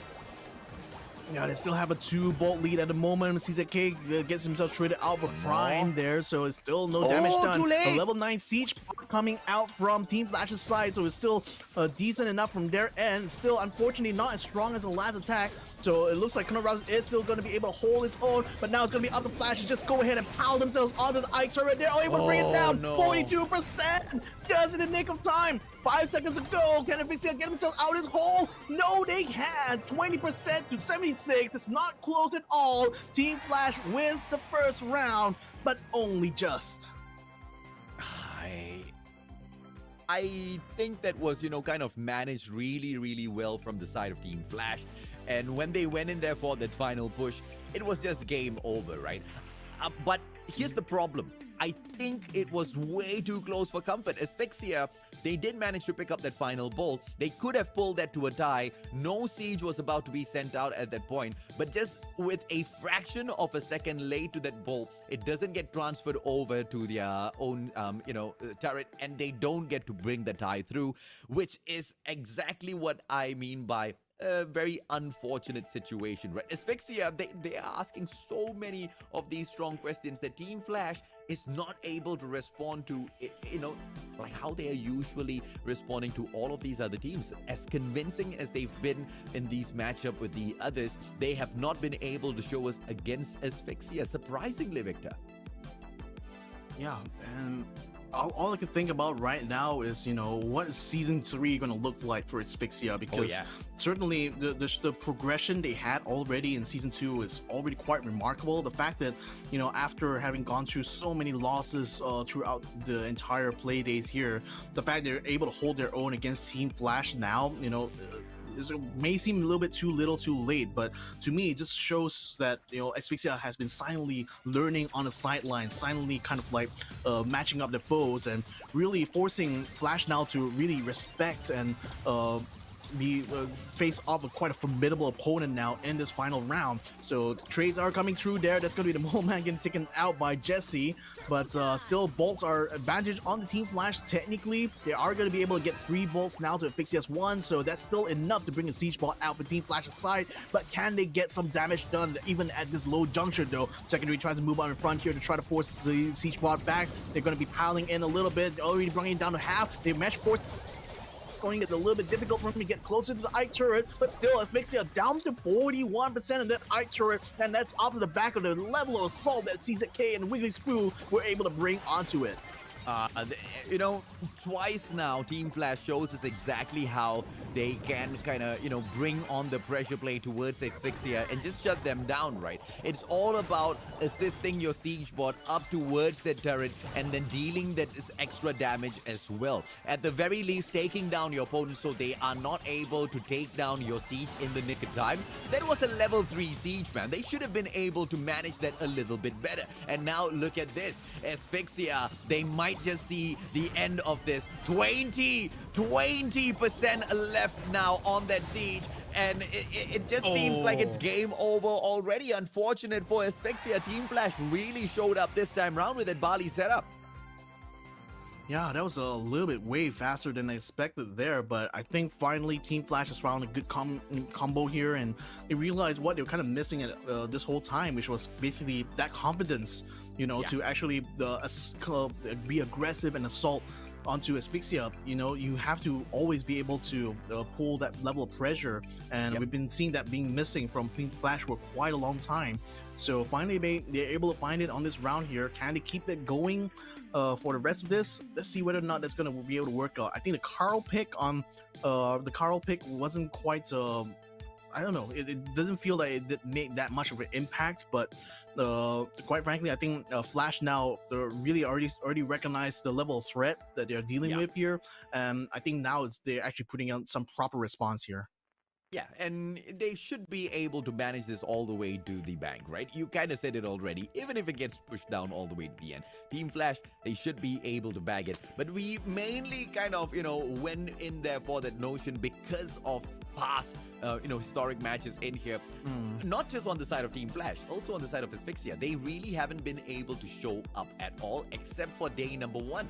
But it looks like they want to show up on the last day as well, and they're doing it quite in a fashionable sense. Now, Twice bringing in the Mortis, he should be able to place a lot of pressure in the mid segment of the map, but it's going to be Response that will be trying to push him back. Steps on forth Twice with the aggression, will force Response away, and this is the pressure that he will be able to bring on, and Twice actually goes in for the slice. Unfortunately, does not manage to bag anything, gets taken down. But still, the level 2 siege bot is brought out, so job is quite done on that regard. The thing is, level 2 should be easy to deal with here from Team Flash. The only thing is that they have to keep him in place, though. But Asphyxia isn't really keeping the pressure onto the Ike turret, though. Just preferring to let the rest of Flash take a lot of damage out of that. Look at the way Mortis tried to jump in a last second, though. That kind of messed him down a little bit. But I think Asphyxia could have jumped in a little bit earlier there just to put more pressure onto the Ike turret. Nevertheless, though, Flash is going to use a Slam Sword to try to break themselves out of this siege here. And secondary is going to be forced all the way back. Response tries to move up forward. Twice goes in front there. Prime does get the kill onto the ends. Then now Twice goes on the weakest screw. Gets one last hit there to take down the Barley. Oh, this is just twice playing this to perfection. Asphyxia, they don't want to lose this just yet. And now they send a level 6 siege bot down. Question is, are they going to be able to aid and assist the siege bot all the way up to the top as well? In a little bit of a difference in comparison to Team Flash, they hold back, allowing the siege bot to do a majority of this work. And it's not going to be enough at all, Victor. Yeah, I think for the most part, they haven't really been doing much to actually hoard a lot of the bolts. That's allowing Asphyxia a bit of a now. This time around, though, Team Flash will have the bolt lead by only 3, and they've already used the Sandstorm quite well here to use the cover of Sandstorm in order to be able to move forward. Unfortunately, the kick gets picked up in the last second, though, and that unfortunately gave them a bit of a tie right about now.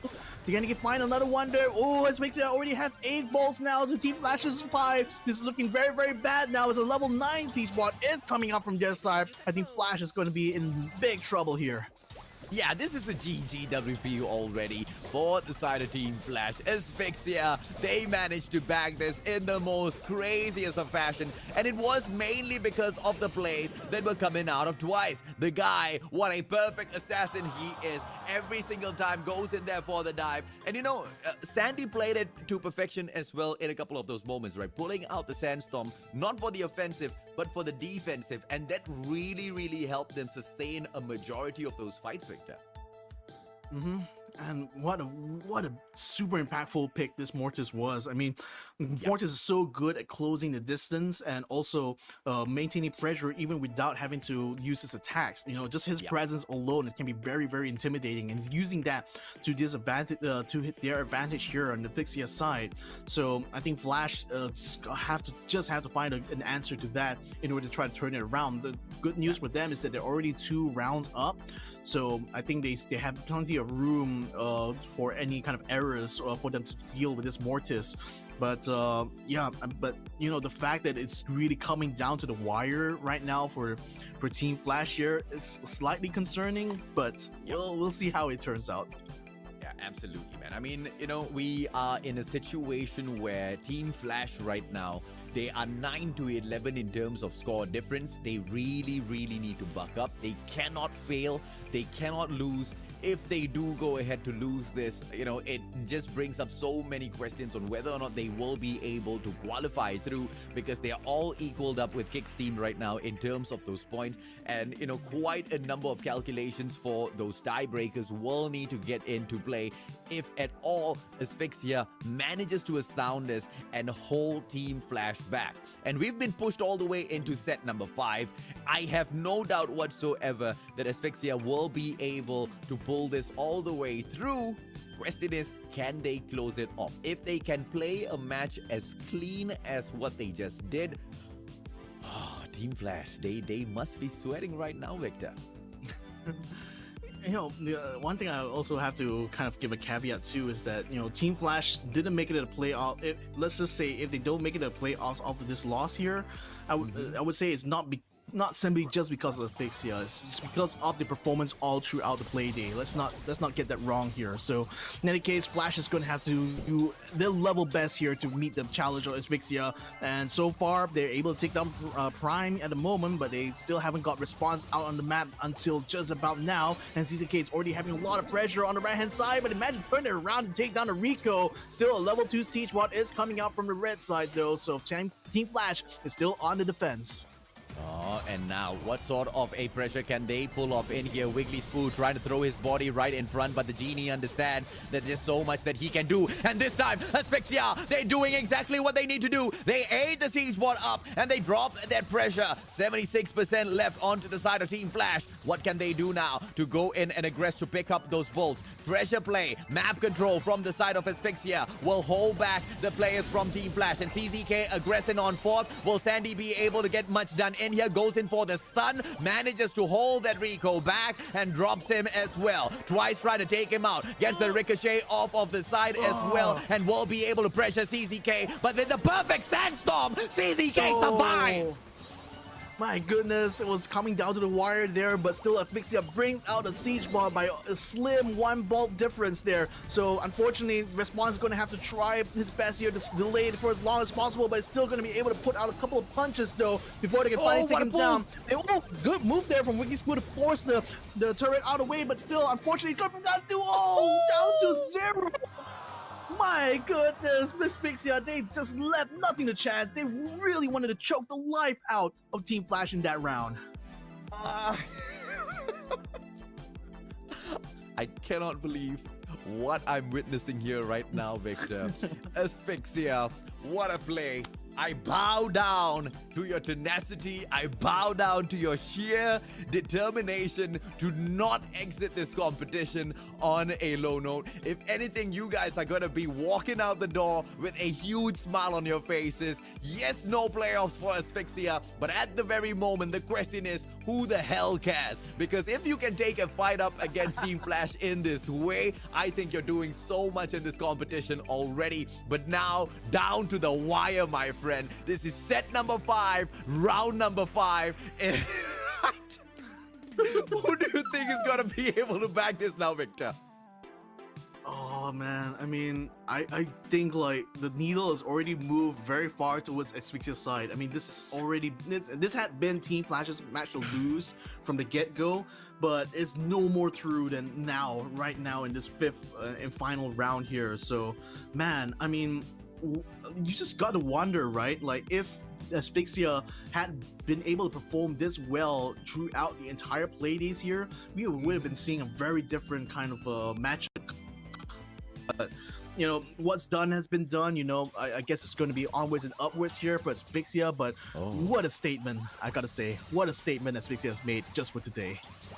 Well, it looks like Response wants to assassinate some people in here. Rico brought out as well. Wiggly Spoon this time. He's going to be playing on to Sandy. They know exactly how important that Sandstorm is. But CZK, he feels like he can be a little bit more effective with this range. So let's see exactly what he's able to do, right? The first siege bot on the side for Team Flash. The question is, will they be able to aid the siege bot up? Look at Response, man. He's just holding to the back of the siege bot, allowing the siege bot to take all of the damage. Goes in for the dive against Prime. The question is he going to be able to shoot through? He does not. Gets taken down. But Asphyxia with 40% on that arcade turret now.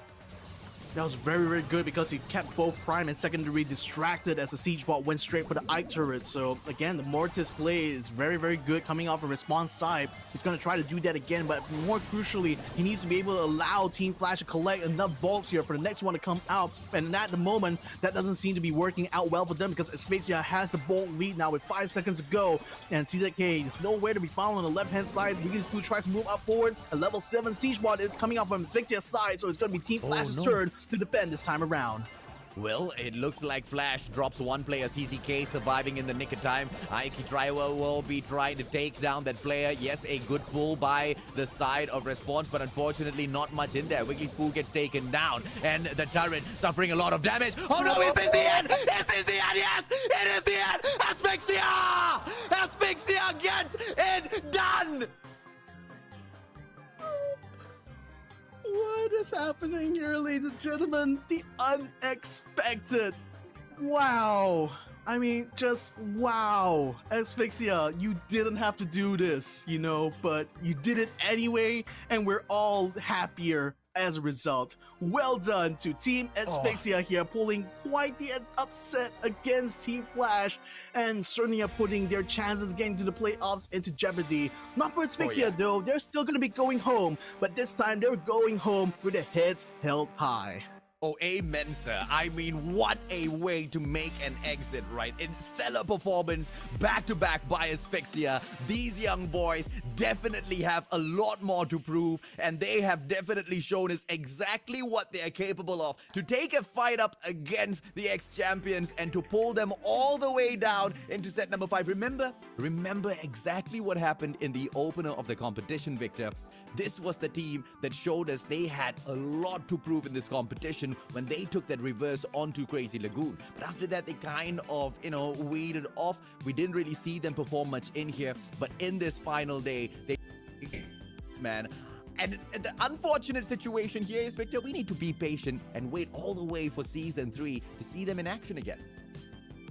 Yeah, that's kind of the sad part, isn't it? Because it just feels like if we could see more of Asphyxia, I would bet, they would definitely be climbing a lot more higher up in the challengers. It's just a shame that we've literally run out of opponents for them to face up against. Yeah. But I mean, what a run it's been actually in this final round here. Again, Asphyxia, were not really fighting to get into the playoffs. They're fighting here just literally for their own pride, for their own personal sake. And I would say they've definitely made themselves a very, very strong case for Season 3.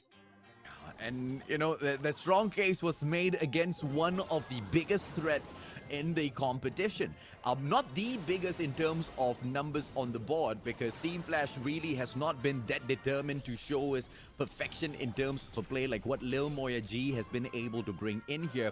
But, that being said, the true undefeated team of the competition is actually the side of Zeta Division, right? Because the only match that they lost was a walkover where they didn't actually attend. And for Asphyxia to jump on in and to show up in their very best form against a truly solid side like Team Flash is just nothing short of impressive. I mean, in Brawl Ball, it went back and forth, but this third map, it just, Asphyxia won me over here. Yeah, I mean, again, I think this performance here, this is like grand finals level stuff, and it's only a shame that Asphyxia isn't going to be benefiting a lot out of this, So, I mean, fair play, it's still down to your chance of getting a playoff. It still depends on your performance all throughout all the play days. So you always have to be on your, no matter what kind of opposition you're going to be facing up against.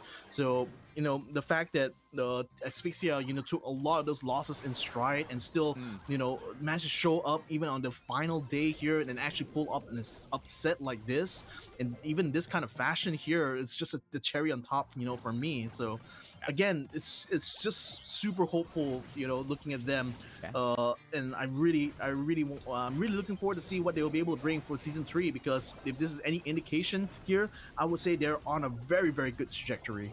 Oh, amen, bro. I mean, they open up the competition with a reverse sweep. They close off the competition with a reverse sweep. But the closer of the competition is even more stellar, because that reverse sweep was just against one of the best in the world in terms of Brawl Stars, right? So Asphyxia, they have a lot to be proud of. But like you mentioned, the competition was not, lost in just this one particular matchup. Although it was a win overall throughout the whole of the group stages, Asphyxia did not manage to hit as hard as they showed up in here today. But I think overall, they showed us quite a good time in the competition, Victor. So, I mean, again, the most unexpected thing coming into this one here. Again, I came into this expecting Team Flash to be able to win it out in the long run, but the fact that Asphyxia just made me eat like my words here, I think that's actually the real victory here, I would say. Yeah, and here's the thing, right? Standings are ready. Ladies and gentlemen, boys and girls, on a tiebreaker situation, who managed to end up on top? Kicks, or is it gonna be Team Flash? Ladies and gentlemen, boys and girls, here are the standings, and the playoffs will have Zeta Division, Lil Moya G, Iceborne, as well as Team Flash. Victor, amazing stuff out of Kicks team. Crazy as well as Asphyxia, but at the end of the day, the four supreme brands, they make it through. Singapore, at the very least, they have got that one flag being waved there by Team Flash, Victor. Yo, I mean, again, I would also have loved to see Kick's team to get into that final spot, but that's just the way it is. On count back, Team Flash still had more wins against the other teams here, so that's already enough to allow Team Flash to qualify into the playoffs. But it's still, again, you still got to hand it over to Asphyxia for the amount of performance they pull off here tonight. I mean, again, these kids, they really played their heart out here against Team Flash, even though they knew that even if they won, they still would not get anything in return. So the fact that they still went out all out, on this final round here, just goes to show that these boys have a lot of spirit in their hearts. So still well played to them. Despite the fact that they weren't able to deny Team Flash it, I would still say it was still an overall victory here for Asphyxia. Yeah, absolutely, man. I mean, it was definitely a victory overall for Asphyxia, even if they do not make it through to the playoffs, right? But the same can be said for Covalence Reform, Crazy Lagoon, as well as Kicks team. You will be able to agree with me, Victor. Season 2 is a different sort of beast in comparison to Season 1, but yet the 4 teams that made it through to the playoffs, they definitely proved themselves. This is the setup. This will be the bracket setup for the playoffs. Let's check out exactly who will meet whom when we open the final day up. Yeah, it's going to be Zeta Division versus Team Flash right off the bat there. So plenty of grudges between the two of them, and they're going to be able to carry on this rivalry in Season 2. So this is going to be exciting to see. But I think one we're going to be keeping a very close eye on is certainly going to be Lil Moya G versus Icebond. That's the second upper bracket match here. So that's going to be one to watch out for when we come back for the finals here, the playoffs of the Brawl Stars Season 2 Challengers. I'm just upset that I don't get to witness this showdown between Team Flash as well as Zeta Division. Yes, ladies, gentlemen, boys and girls, I will not be joining you guys for the playoffs, unfortunately. But Zeta Division, Team Flash, Lil Moya G, Icebond, all 4 of these teams, they've shown us enough within the group stages itself to keep us filled all throughout. So whatever that we see on those days of playoffs, it's definitely going to be taking this to a whole other level. Brawl Stars definitely has, not just grown, but flourished in comparison to Season 1. The ESL Mobile Challenge definitely has grown, Victor. I especially love the fact that, when you look at the rankings there, even the bottom 3 are just neck to neck. Crazy. Yes.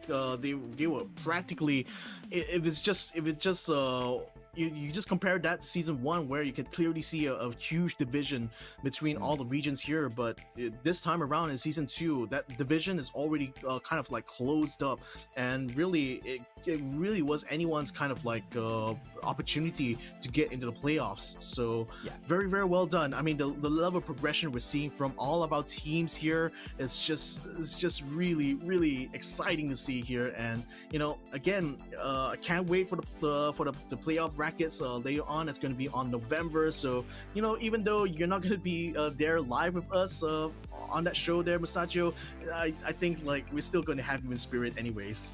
I'll be watching, man. I'll be watching. There's no way I will miss that showdown, ladies and gentlemen, boys and girls. Make sure you guys don't miss it, as 4 teams definitely will be able to show you Brawl Stars perfection during the playoffs. It has been an absolute honor bringing you guys all of this broadcast. Victor, thank you so much for joining me today and making it an absolute enjoyable moment all throughout the day. Ladies and gentlemen, boys and girls, this has been the final day of the group stages for the ESL Mobile Challenge for Brawl Stars. My name's AJ, I'm the Mustachio, down here with the one and only Victor Cax, signing off. He'll catch you guys at the playoffs. Before we jump into the next one, here's a quick reminder for all of you mobile gamers out there. The ESL Mobile Open is just around the corner, so head over to Twitter right now and get all of those details. Tell your friends, build a team, and earn a spot in the finals. Feel the light, see the stage, hear the vibe. Pumped up to get ready for the fight. Big dreams, one chance, be the star. I'm the winner coming out of the dark. Step out as a motivator. Let them know that the wait's up. That's how we know when we level up. Hey, that's how we know when we level up. Level up.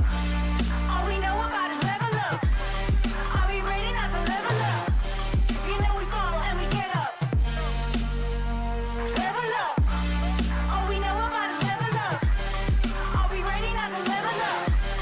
It's time, get up. Back against the wall, still I'm standing tall. Know about the ball, I got my fan with me.